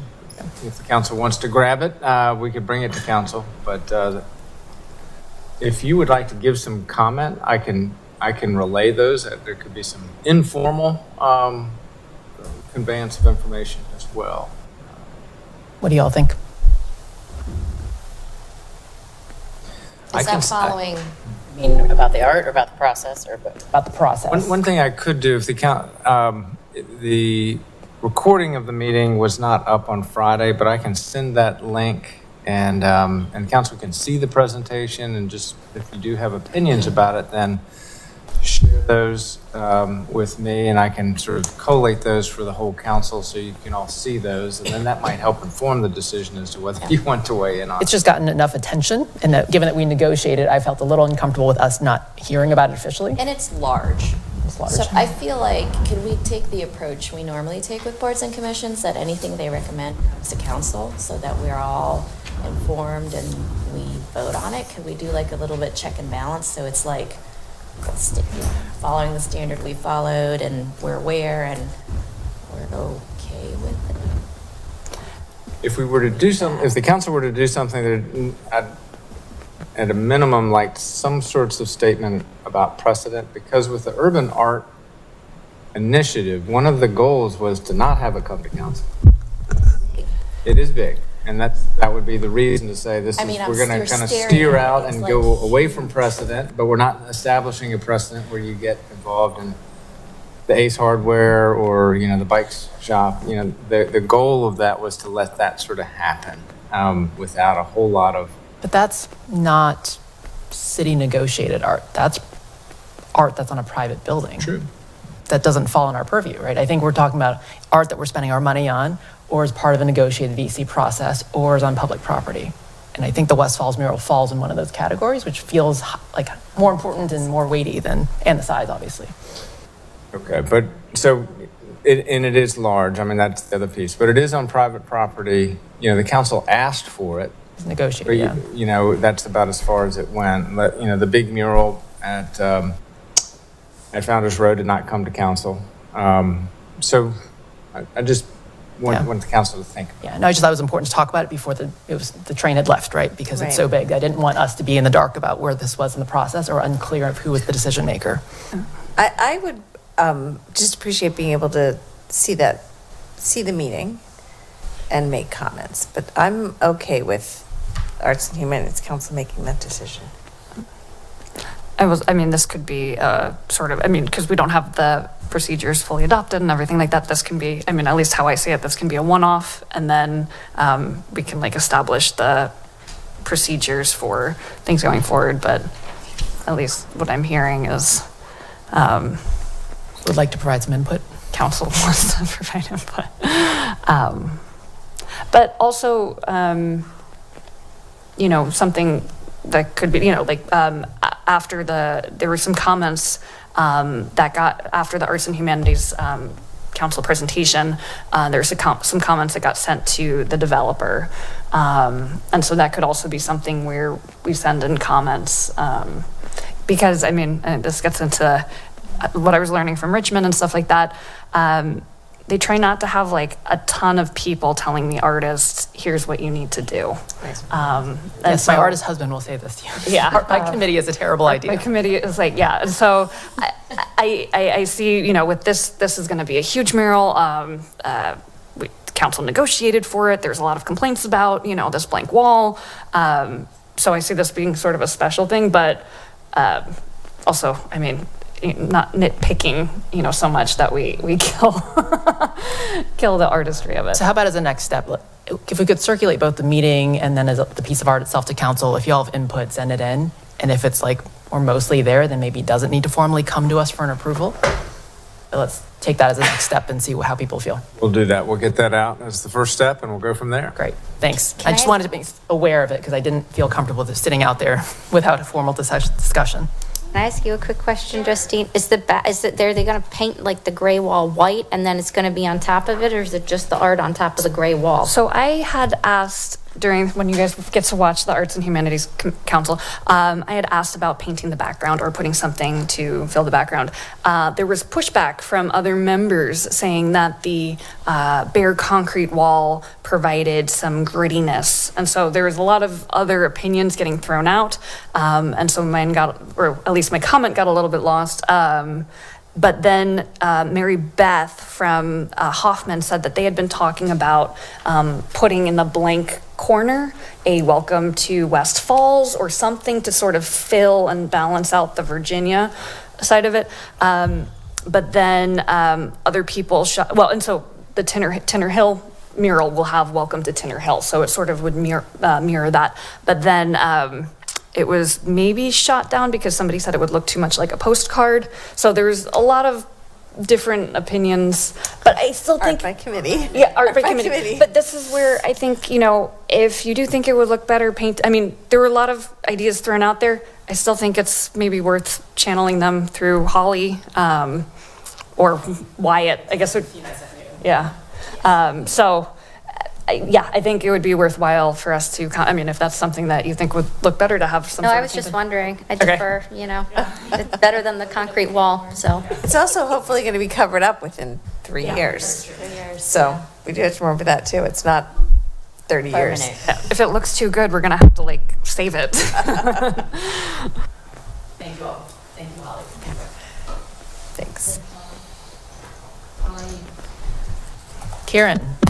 So we have the mid-year financial report, and the Budget and Finance Committee met on Friday and discussed this. And I'm going to steal a little bit of Kieran's thunder. And sort of the bottom line is, as through Q2 of our fiscal year, we're about $2 million above our budget projections halfway through the year. That's about a 3.8% over budget amount.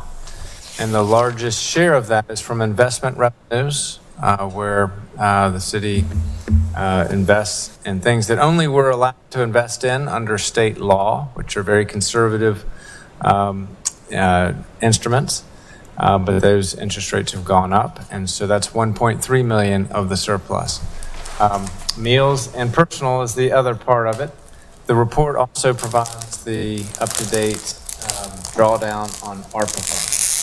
And so those are some highlights. And Kieran, let me turn it over to you. I'll take questions. We had a very good discussion on Friday, so. Thank you.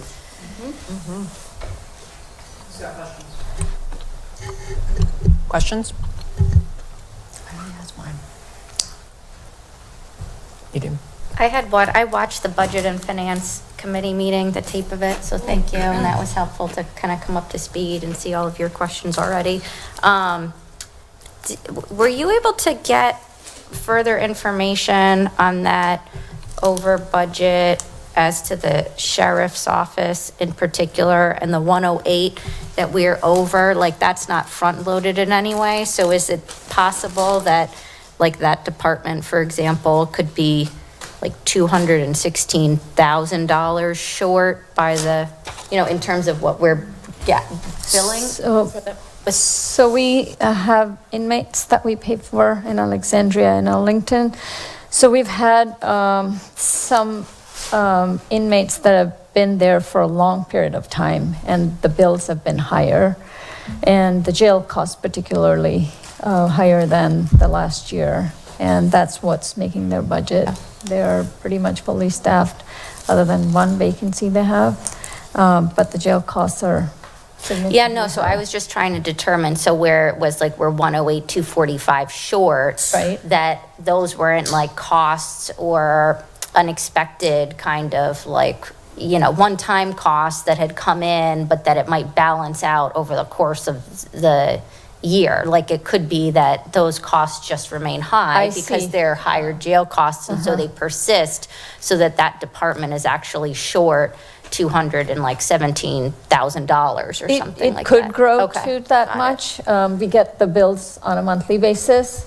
And if these inmates, like the ones particularly that have been there for a longer period of time, leave, it could taper off as well. Got So it may not be as much as exact double, but it may not stay No, at that, 108 yeah, it's just either. that one in particular stood out, so I was trying to understand Yeah, like and the we do bring course a of it. budget amendment towards the end of the fiscal year to make the departments whole that have overspent. Okay. I do, if people have other questions. Just one other thing on that. So those jail costs, the sheriff has no control over Oh, that. yeah, no, It- yeah, I understand that, It is yeah. just a cost because we have someone in custody. But we do watch it very closely, and so we'll keep an eye on that. Yeah, because I know that there were those costs and then the potential increase in like other costs with juvenile detention and, I guess my dumb question is, do you do a cost share on that? We have a contract with Arlington and with Alexandria, and do? it's Cost a share? negotiated price on a per diem. So if it's greater cost than's projected, do you share that cost through that agreement? No, it's a per diem charge. So if we have someone in custody, we pay. We go back to the revenues. So obviously our biggest variance was investment income, but then also permits. How did we miss the forecast on this? Because that feels like one that we know we've got the projects coming online. We know they're going to generate a certain amount of permit fee revenue. That's a pretty big difference. Did the project numbers just come in late? So on the budget forecasting, it's always sort of guessing on the pace of when people come in to file permits. And with the big projects, it could be one project that just drives all the numbers. Yeah. And we treat permits essentially as a virtual enterprise fund. And so, I don't know what that means. what it means is that those fees come in and they cover the costs for the plan review and for the inspections. And so we kind of fence it off so that function is self-supporting. But it's not a real enterprise fund because like the sanitary sewer fund or the stormwater fund, because it's such a small function that has such a wide swings of revenues, it really wouldn't function properly as a real enterprise fund. But we kind of treat it as a quote, virtual enterprise fund. So when we have a surplus like this, we do put it into reserves. Our burn rate of those reserves, we have significantly overhired to handle all the construction that's going on, paid for out of permit reviews. And we know we have about a 3-year budget. The big projects all stopped. We have about 3 years to adjust. And so that's the way we have structured that. Does that make sense? It's a bit more of an information than you asked in your that's short perfect question. because my next point was actually that question, which is like, because it's kind of this virtual fund, we don't get reporting and much transparency into it compared to our other funds. That is true. So it'd be great because of the large projects obviously come with lots of costs to, inspect and do whatnot. It'd be great to have more visibility into what that virtual fund is. And are we gonna, because I assume right now we're at the peak of all the construction activity, right? Or maybe we're just past the peak, perhaps, with some projects like Broad and Washington is several months away from opening. So where are we with the amount that's in the fund? And are we at a point where we can say, hey, we actually need to start putting it back in the general fund? Because we have been collecting such huge amounts of fees and permits there. So under state law, we have to use it for the building safety function. Okay. So it is in the general fund, but it is important that we use it for its intended use. Okay. We are still in peak work. The inspection of the work is the most intensive. I mean, plan review is intensive, but right now is the most intensive. And that's going to continue on for, at this kind of peak level for the next 14 months from now. Okay. After that is what we are, the whole team is thinking about what happens after that. And we'll make some adjustments. Okay. Meaning just in terms of shifting workload or shifting Yeah. strategies. So maybe my request then is what has been the balance in there so far? What's been our burn rate? And then as we get to the budget season, what's our thinking on plans post, the peak, right? Yeah. So when we do the fourth quarter report, we bring you the end balances for all reserves. So even that includes the permit reserve balance as well. And when we prepare the next year's budget, which we're doing now, we look at the ending balance for last year, what we're going to project this year to end in, and then the starting, including the permit revenues that we expect. And the burn rate, like Wyatt said, we want to cover the positions for at least 3, maybe 4-year windows so that we don't use it all once and we're able to smooth the expenditures over a period of time. Can it go towards process improvements in the permits Yes. Yeah. area? You can go for technology, you can Yes. go for training, you can go for a whole host of things, and we use it for that. Great. Can I one question on that one? Last year, I guess the Commissioner of Revenue's office, like when you did the budget, the commissioner had talked about sort of unfunded requests and needing more staff in order to actually keep up with the number of, residents that were moving in, cars that were being registered, businesses that were opening, that fund solely stays within DPW, like it can't be used at all in terms of any of those Correct. functions? Okay. And it's And that's because that's state law? Yes. This is a building safety fee. Okay. Second question, so during budget and finance, we talked about sales tax has been flat, or kind of anemic, and I think this is despite grocery doing well and online doing well, and we were trying to figure out the third category, like all the other retail sales. Do we have any indicators of that? So if you look at it year over year, it has seen a growth of almost 5%, 4.9, right? It's compared to the budget where it's below. So when we were projecting the budget last year, we projected higher than what we came at. But year over year, pretty much all categories are over budget. But it's because we Over assumed a actuals. more aggressive retail, like overall retail sales, non-grocer, non-online kind of assumption, like our assumptions are too high. Are also doing good. But so when we get it, we don't parse it out by which category it's going. Of course, they look at the major grocery pairs and then the major online pairs and come up with those statistics, Danielle. And the online has done 5% more, the groceries have gone 20% higher than last year's actuals, but overall, we are like 5% over. So there's no category that has not done well. What it shows is that our projections were over. We over-projected, basically. And that's what we haven't been able to meet by 2%. Segue for UI, which I think is the commentary you gave in budget and finance, is in general, I mean, we're going to end, right now, you have at mid-year, we have a 3.7 million surplus, right? 2 million in revenue, 1 million under spending. That's just halfway through the year. So as we look ahead at starting FY25 process, I think you've gotten feedback that we should be more aggressive in our revenue forecasts, so we don't end the year with more surpluses, right? Like, having surpluses don't do us any good.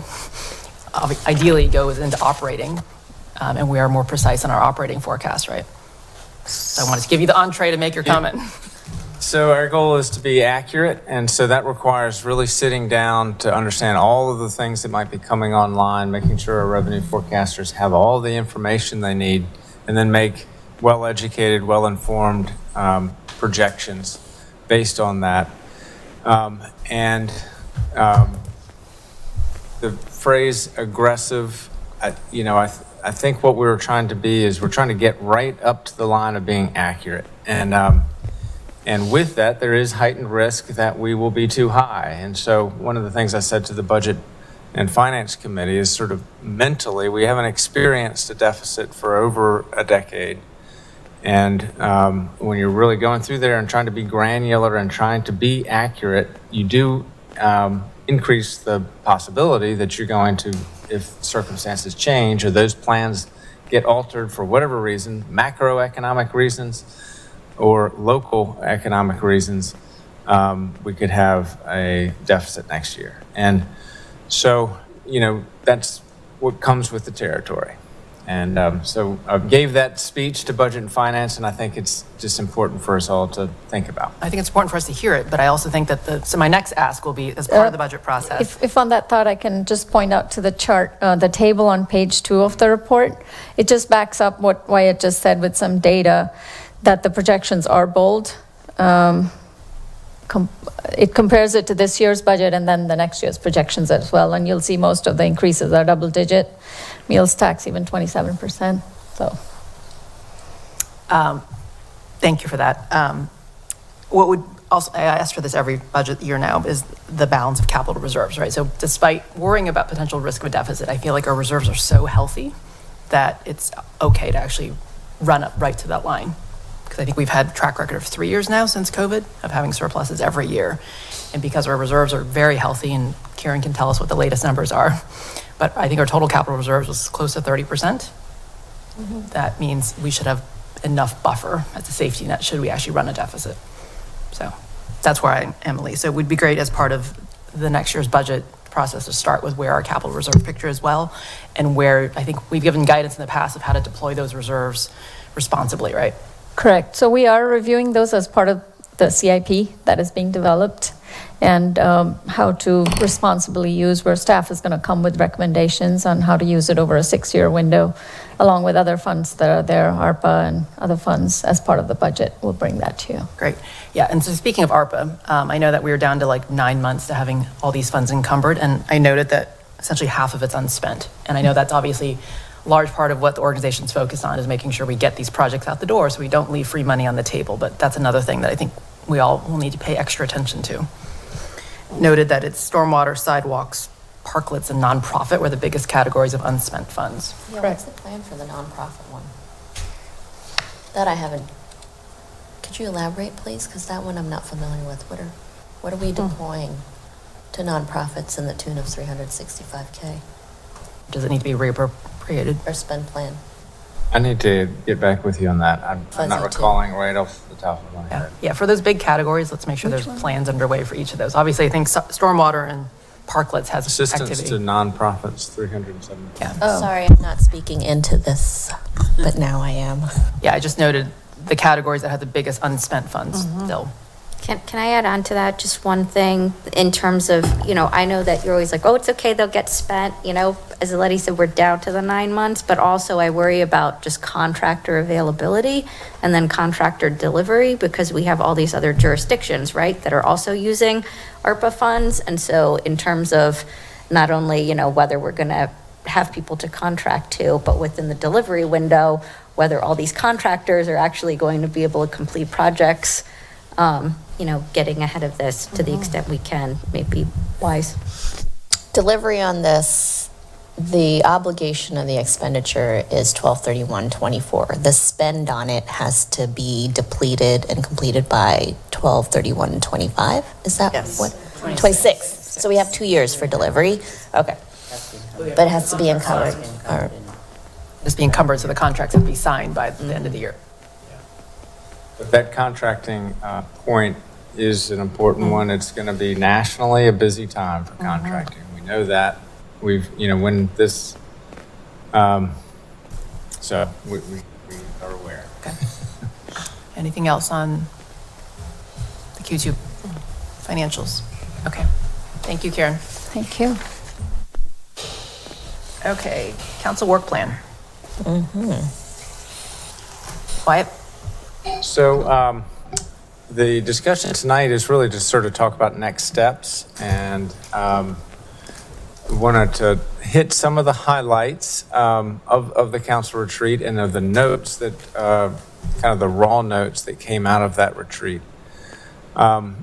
As the basic idea, the thought is that the GovOps committee will meet on February 28th and focus on the council priorities. The summary from the retreat is there was, I think, a full day of the council together where you listened to community, where you learned about each other and learned from each other, and then shared some of your own vision of what's most important to get accomplished. In the notes, the key areas of priority were 5 that the council identified, and those included housing, included transportation, included environmental sustainability, included economic development, and included good governance. And so with each of those, the council articulated a desired outcome of change in that area. And so the next work, I think, is to refine that statement of the desired outcome and to identify some key strategies that will advance those outcomes. And some of the thinking in advance of putting this together was that the council was going to try to stay pretty high level and aspirational and have this be something that will organize the work of the organization, boards and commissions, and the community in areas of work that we'll all do together over the next 2 years. And so that's the intro to this. I do have a few thoughts on how this work could proceed, but let me stop there and I'll turn it back to the mayor for discussion of what the council would like to do in terms of advancing this. We do have it on the council schedule for the council adopting at least that kind of high-level statement of priorities in March. And then staff would take that direction and come back with more detailed plans to implement those strategies, and we would have that discussion in June, sort of a two-step process this year. And importantly, those main signals have already been factored into our budget thinking, but that further refinement also can help inform budget decisions that we'll be making in the month of February and putting the budget document together in March. What do y'all think?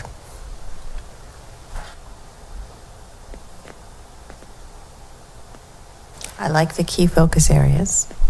I think they did, we went over them specifically at the retreat, but it's nice to see them there as 5 things that seem to matter to everyone. I think we really need to, as we think about strategies and high level and who's doing what and what's on everybody's plate, we really need to sort of differentiate what belongs in the plan and what's kind of under the wavy line of this is staff work or this is boarding commission work. I know we've had that Gantt chart that kind of says where it is, but I'm wondering if there's a more precise way to do that. And I don't know what that looks like, but to differentiate what's the council role and what's the staff role and all those things. Caroline? Yeah, thanks, Wyatt. I think I'm just got thought bubbles on this process, right?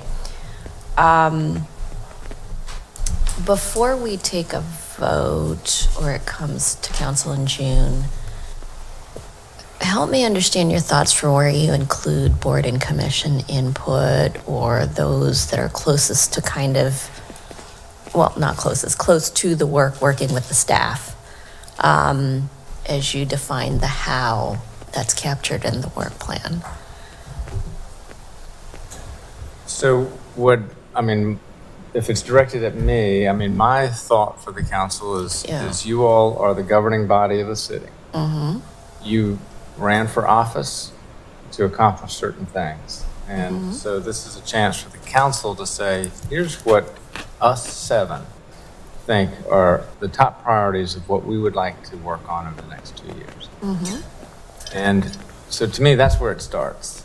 The work plans that come back, staff will work on those. There are boards and commissions that are going to weigh in on all of the implementation of these. It's sort of a citizen review process to kind of evaluate staff work as we're advancing these initiatives at the council's direction. To me, this is, what's useful about this is to kind of have the council put its stamp on it. Do you have a template for what you think you're going to put forth in front of us? Can we start with that? Maybe devoid of content, but do you have some sort of template for what it would look like that we would be looking at, that staff is going to put forth? So if the council were to articulate, you already articulated 5 areas of important policy work. Yep. And programmatic work. And then under each of those, you have about 5, hopefully not too many, examples of high-level strategies that will advance that. And the reason I'm sort of emphasizing high level is because if it gets too detailed, kind of the message gets lost. And if it's high level, then that allows kind of other people to join in and say, we understand where the council is trying to go. We want to contribute. And the council can use it as a communication device saying, this is what's important of what we're trying to get accomplished here. To me, that's a little different than the way you've done it in the past, where you have kind of a long list of specifics. And we know from the council retreat where we talked about detail thinking versus big picture thinking, there is a tendency of the council to like that detail. We know that, but there is, I think there's still value of the council saying, we want to prioritize through all of this building is very busy. People here are already working on things that council already directed. And so the council, if you want to shift things or if you want to sort of reemphasize things, this is a chance to do it. You kind of reaffirm things and accelerate things. You know, this is the plan. This is a chance to do that. Does that make sense? So we have the strategies. Is it from a process perspective, what we're putting forth on the table is further prioritizing the strategies, the 4 or 5 that we have under each focus area? I was thinking probably the work is to refine that. That was quick work. Okay. And so think about it a little bit more, refine it. Maybe start with some more things, but then sort of cull back down so it's a short list. So that's a recommendation for the GovOps meeting next week. Is to go through the strategies, like, does this capture everything from 3 weeks ago, or is there more? That's the sole focus of the meeting. That's an hour. Be aggressive. I was going to say, that sounds aggressive for an hour. So one thought could be that, you know, if people were interested in doing this and you know, there could be some delegation where people say, you know, if you could come to the table with some additional thoughts in this area, they just kind of put things on the table, then the group could do a little bit of the culling out or the shaping or refining. That might be one way to handle it. I like that idea. That would work. I'm glad we're discussing this because I also thought that you were going to come back with some information from staff about reality, where reality meets our strategies. Because honestly, I don't want to spend a tremendous amount of time refining, and coming up with what is exactly something that is not going to be feasible within the next 2 years.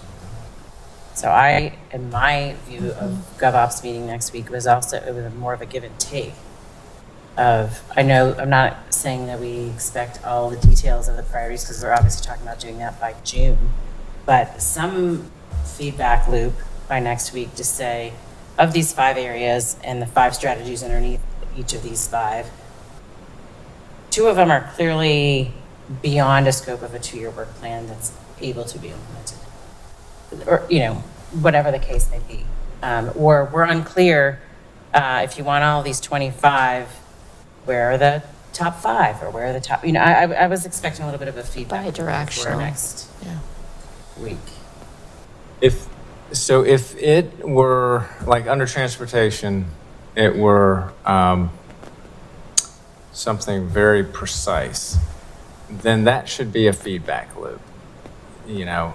But if it were more kind of a high level statement of you know, targeting investments to improve walkability and bikeability, or emphasizing investments on bike for people on bikes and people walking, then that's a high level directive that then, you know, plans and details then can come back to you in June of like, here's what we're doing in this area. Is that what the council has in mind? Whereas if the council strategy is more precise, like complete the sidewalk on X street, well, there should be some give and take, because is that on anybody else's plan? You know, or, you know, is that actually going to happen, or that type of thing? So where does complete the sidewalk on X Street go? That goes on the staff side. Come back in June and say, you know, here's the sidewalk missing links plan. This is that list, and it was actually in the note that Cindy sent out, of which the council reviewed a while back. But that's where it would go. That's where it would come to you. Does that make sense? Because the details, you know, we know that the details matter. Where was the sidewalk missing links plan? Yeah. It was in Cindy's email that came on Friday of all the things. Oh, yeah.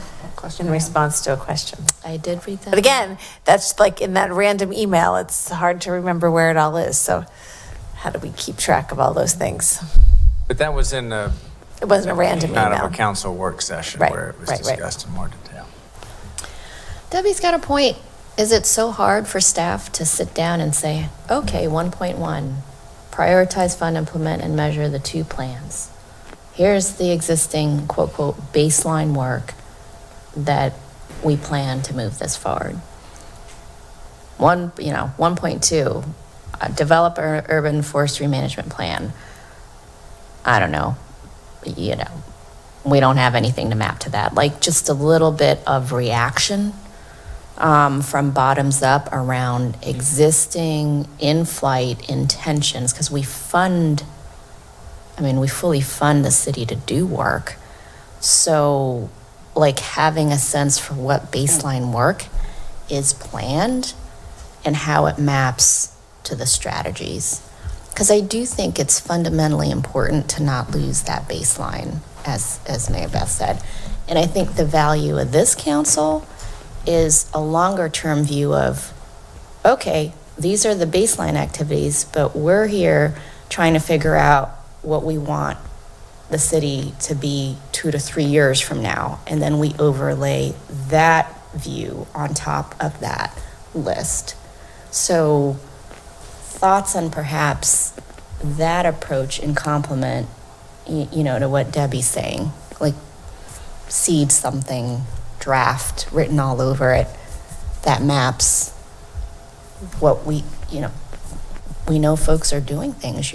As you say, you're very busy. So can we see that? So what is like staff's overall reaction to this? Like, hey, this is all stuff we already have underway, or oh my gosh, we need a lot more resources in these areas, or we need to stop these projects. I think we're looking for what's been the response since the retreat 2 weeks ago? Is all this stuff like, oh yeah, no surprise, we already got all the work and we're good? Or are there certain areas where you've heard new priorities that will need new investments or new people? So staff is aware of the top 5 areas. The specific strategies we haven't dug into a whole lot. I think we've been assuming that there'd be some more work on those. Can I ask quickly? I have the same reaction as my colleagues here on, can we try to drill down into this sooner rather than later? And I can't tell if the hesitance in doing that is just because there's so much other stuff going on, like in terms of getting budget ready, and is it just that it's too heavy of a lift, and so these are placeholders in the meantime? Because I think I would understand that more in terms of like, look, we can't expend the time right now to dig into this because we have to clear the other things from our plate first, versus like, we think there's value to doing a refinement of the exercise that we did just, last month. So like, what is feasible from your perspective? And is it the lack of feasibility somehow driving this more nebulous process? Or is it that, so I'll just leave it there. So I am always coming from the perspective of the council operating at a high level. If you sit down with staff right now and say, let's talk about the most important things we're going to do under environmental sustainability. Well, over the next 2 years, you're going to have a list of 85 things, like in about 2 hours. And now, is that serving a useful function anymore? I would say no. You've gotten lost in the details, and you're not, it's just a big long laundry list again. So that's what I'm worried about. And it's not like anybody's fault. It's just that when people sit down, the last council plan was too long. It had too many things in it, is kind of what the consensus discussion has been. So how can we make it more strategic, kind of more high level? And I guess my reaction to that is that I don't want to just stay at high level, like vague, because then I don't think that we're doing something where we're mapping onto. Where we're mapping onto one another in terms of like the list of 85 right. is still the list of 85 in June. Like, so what are we doing to get staff to start culling the list to 85? And is the refinement that we're talking about going to accomplish that, or do like the conversations just need to start happening? So to get that detailed list done, if we were to start working on that right now together, it would be June before, and then you'd have a very long list of things you want to get done. You could do it that way.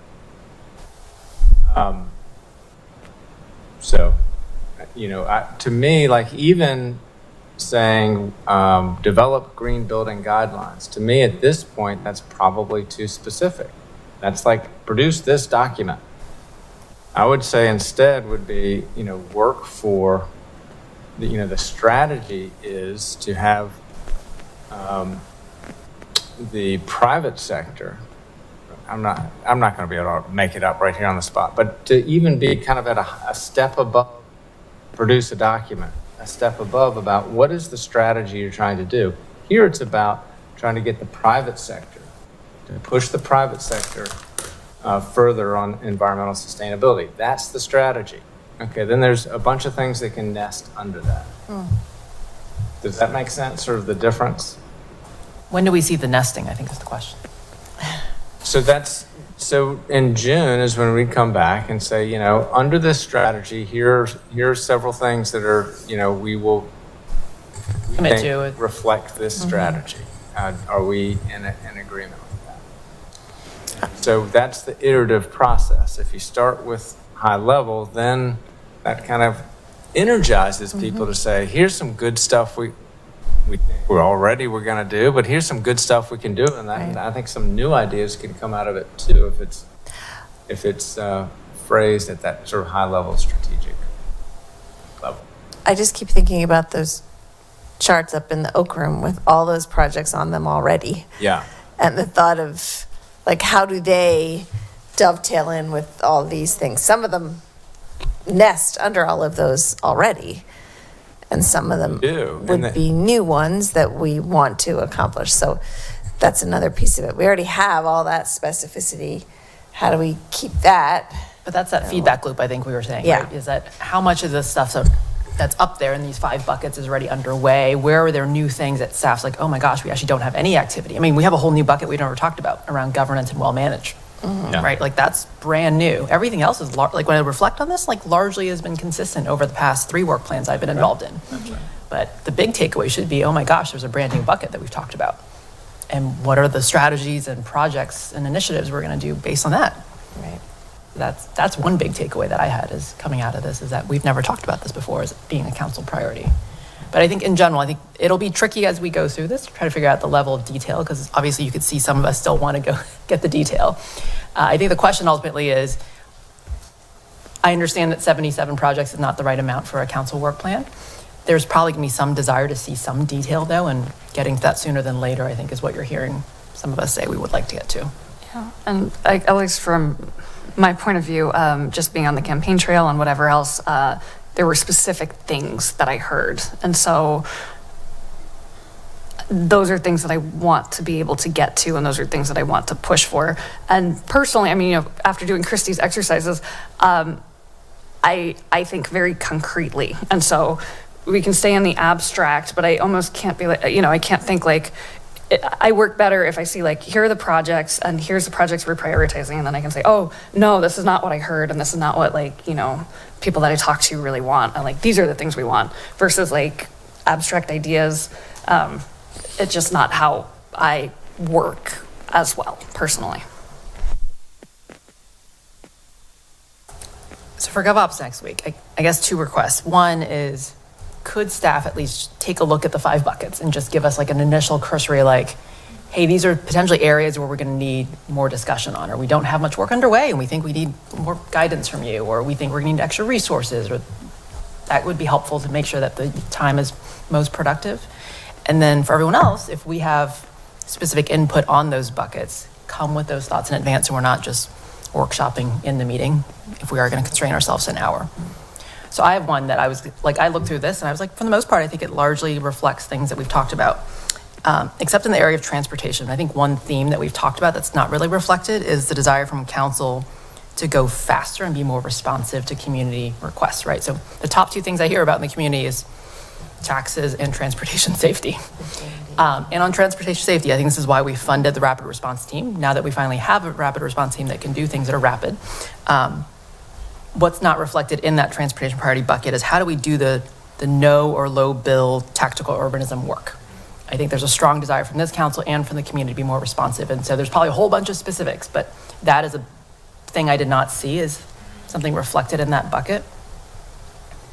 So we can wordsmith and do whatnot, but I mean, all the other stuff in there's great. And I don't think we're all going to disagree with it, but I think that thrust of wanting something, again, projects for people that are more responsive to the community concerns needs to show up in there.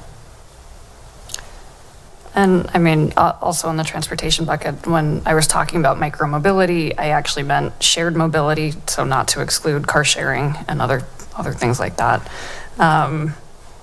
Another thing, I mean, so these are just small things, but maybe this belongs in the GovOps meeting. Yeah, so come with those ideas, but I just want to make sure that like a large like thematic thing that felt missing for me, based on where I was reflecting where we hear from the community the most. So if you have specific input on buckets, send it to GovOps or come to GovOps, you're welcome to join us. But if staff could kind of do that initial like... GovOps is next Wednesday after the mayor's meeting, the 28th. Yes. Yeah, if staff could do that initial review so that we at least have some sort of feedback on where you need more refinement or where you might need just like a reaction to this plan would be helpful. Okay. It'll be bumpy because it's different and I think it's counter to a lot of the way many of us work. So it'll feel a little uncomfortable, I think, but we'll see how it goes the next few months. So thank you for being open to trying something different. Anything else in council work plan? That last point that you made, though, to me, like that's like the power of a shorter council priority list. Like, because then the message really resonates instead of getting buried in too much. And I think that, so to me, like that was a great note to end on, like, because that is the potential power of this statement. Great. Consent? Are we ready to move on to that? Do you want to just ask you questions, Why, or do you want to talk through the three things? So, yeah, why don't we just see what the questions are? Maybe we just take them in order as they appear on the agenda. Community center generator, HVAC at the library, and IT infrastructure. I had just one question on these. On the community center generator, the report here references like excavation and site restoration. So I was just wondering what that related to. Like what we're contemplating or what people should be kind of So ready it should for. just be the pad on which the associated, and the gas line itself to the new generator. Okay. Wyatt, I had sent questions regarding the IT one. Same here. Yeah, so I'm going to aggregate questions that I've gotten on those and get responses back before the end of this week, and they will be included in the staff reports as well. Just our choices of generators. We're using gas. Not only electric. Electricity goes out. Electricity goes out. Got it. Can't be electric. Yeah. There's no That power. would kill the point of the backup. Okay, I got it. Although battery, homes are able to get a whole house. Yeah, like a batteries, solar. but Yeah. for the community center, we're not there yet. for Okay. a battery And backup. then you can't be at the state code because it's emergency phone center. Right. You can't just be like. Yeah, ours is a gas backup. That's right. It's gas. Yeah, that's right. In general, Wyatt, it says all this is funded out of the CIP. Are we using cash, ARPA, debt? Like, I assume not debt, but it didn't note like how. So the community center generator purchase is half cash and half grant. but so that's a pay-as-you-go capital item. The HVAC unit at the library is the contingency, the unspent contingency for the library project. So that's where that is coming from. And the IT infrastructure upgrade, that is pay-as-you-go cash out of the CIP. And so those are 2 years of prior allocations to the CIP and then the current years. And one of the questions is, what can the council expect for future spending on IT?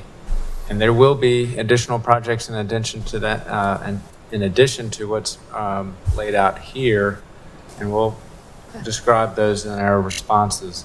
But those, we believe that within the council's adopted CIP for 2025, which is another $250,000 for IT core infrastructure replacement, that will cover the next phase of IT needs. So we will not need in addition to what the council adopted, at least in the 5-year CIP, 6-year CIP. Other questions or comments on the consent items? Okay.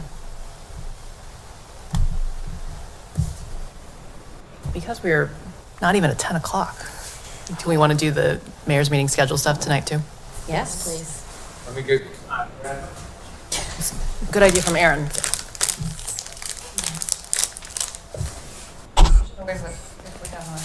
Have a Tuesday meeting, it should be the new rule. Yeah. We don't need to have a Wednesday morning meeting, nobody. Wednesday meeting in April, when you do it on Wednesday. Passover meeting. We canceled, I think we canceled that Because one. we said, we just canceled it altogether, because there's a town hall, probably that Yeah. Thursday, probably, for the budget. Finance. Oh, I missed that altogether and do you have one? I only got one. Why, do you have This is more? only one. Here. Here. Oh, here we go. We'll keep passing. There's one, Liddy. sure. Okay. Imagine it's 10 different. So hitting some of the highlights, next Monday, we will have the Quinn Senior Living Project, and that'll be there for a continuation of the public hearing from 2 weeks ago and potential final consideration of that. Then we have the consent items we just discussed, and we have then under other business, a briefing with the NVTC on Envision Route 7, bus rapid transit. We've got the GovOps committee that we just discussed on the 28th, and council work plan is the agenda there. The 4th, sanitary sewer capacity, and we'll talk financing. And we'll talk about the HVAC project, and that is just a briefing. We'll be asking for action in the June timeframe for that project, and then a briefing on the Maple and Annandale SE application. You want, going back to the 27th, that's the night of the Green Lincoln Town Hall now, it's got scheduled. Right. When? 7 p.m. Yeah. Yeah, it's in Chambers. Also on the 27th is the first EDC meeting of our reconstituted EDC. So anybody wants to come, we'll spend the first third of the meeting just reviewing the EDC, EDO, and EDA, and the definition of roles and who's doing what. Then we'll walk through an update of the current projects and then projects in queue, and then have time for Q&A at the end. So just a rough idea of what's going to happen there. Do we ever, like, see or review, or does it come up in any place, like what the EDA's own funds are? Like what sort of fund the EDA has? Becky presents that usually like every couple months or once a quarter at least, like the status of their funds. They don't have much right now because it's in Virginia Village. Yeah. Which they remind us about. It's in the budget book as well and in the CAFR, but it's never, I can't recall the last time the council's been briefed on that. But I can't recall either. Isn't, you know, it's that when they get paid back, you know, they'll have just north of $1 million that is meant for real estate acquisition. Thanks. They're owed 900, that means, to do the math, they have less than 100,000. There for the legislative committee meeting, I've spoken to 2 of the 3, but Ms. Underhill, I didn't connect to you prior to the meeting, but we have proposed February 29th, which is Thursday morning, which is a busy week for committees, but it would be good timing for the state budget and bills. So if that worked for the committee, I just need to know what's your preferred time, if it worked for you, 8, 8:30, or 9. I do know we have a hard stop by 2 10. minutes before 10, but 10 for sure. The earlier the better for me. Whatever you choose. Everybody else, I'm fine. Split the difference, 8:30. Does that work? Okay, we will set it up for 8:30, February 29th. Add it to the calendar. Thank you, council. Since Cindy sleeps here during legislative session, she'll be there whatever time. Anything else on schedule? One thing, is anyone planning to go to the Little City Big Heart Winter Gala for the homeless shelter this weekend? Cannot. Being around? I was, Leaving town tomorrow. Okay. I haven't paid yet, but I was planning to. I'm planning to. Oh, I'll see you there. I just. All right.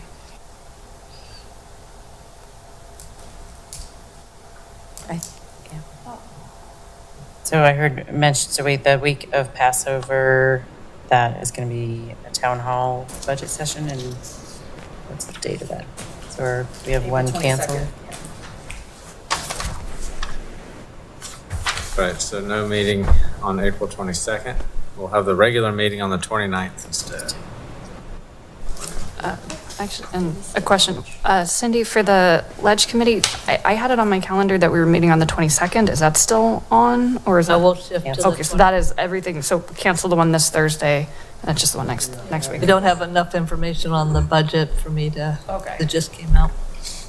I will probably be sending you all updates in between, however. Thank you. And did we decide on March date? We have, we talked about canceling one of the meetings in March. That's right, so either the 18th or the 25th, and we thought we'd sort of mull it over for a week and then come back and make a decision on that. Did we ever schedule the fire safety, or I guess, I don't know, the other safety things? Responded to that email. Over email, we talked about doing it paired with a community, a volunteer event, like maybe the spring cleanup. So we've been doing that as a council for a few times off and on. So maybe if we don't mind Joe Carter and team company coming in on a Saturday, we could do like cleanup, pick up trash for an hour, and then get the additional safety, security training, have lunch. That seems easier than trying to fit in a 2-hour training on a regular night. Yeah. I might not be as specific. That was my suggestion, but I think I heard from 3 of you.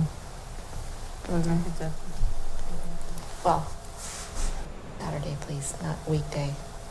Weekdays are hard. I don't think anyone's going to be No, I think. fresh enough to go through a simulation or learn the stop the bleed or the AED, use of the AED at 10 o'clock at night. So Well, I could find out from Lonnie when the next, the spring cleanup is, it's usually Spring April, cleanup. I think, like right Yeah, after spring break.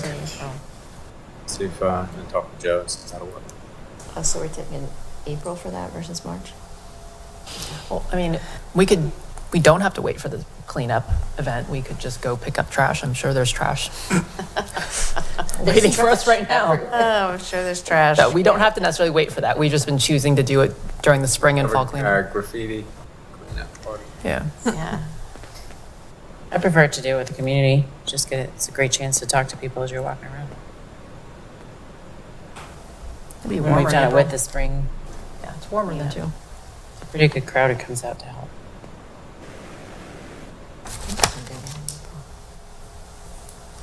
Okay. Other schedule things? We're coming back next week with a decision on which to cancel. Are we talking about that now? Or are we talking about that next week? I mean, both are empty right now. I guess it depends on what items we have, right? Like, do you imagine anything?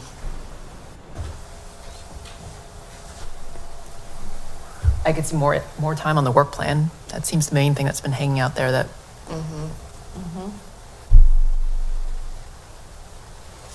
All right, well, nobody's, punt that for now. So if we're not, coming out of GovOps in February 28th, depending on how I feel about March 11th, if we want more time together for a work plan, if we could use one of the March meetings for that. And it's the only thing on the March 11th regular session, the work plan. Nothing It else. is, I expect that we're going to be putting some more things on there. Okay. Okay. One thing that just came up today is FEMA wants us to update our floodplain ordinance. And so we're going to try to docket that in the month of March for a work session and a first reading. And there'll be some other things like that. Do people need to know for No, I just planning was- purposes, or can we Well- punt another week? Yeah, you can't. I just, I won't be here on the 25th. Yeah, I think we noted Scott Snyder out for the 18th and Leanne and Flynn on the 25th, right? Yep.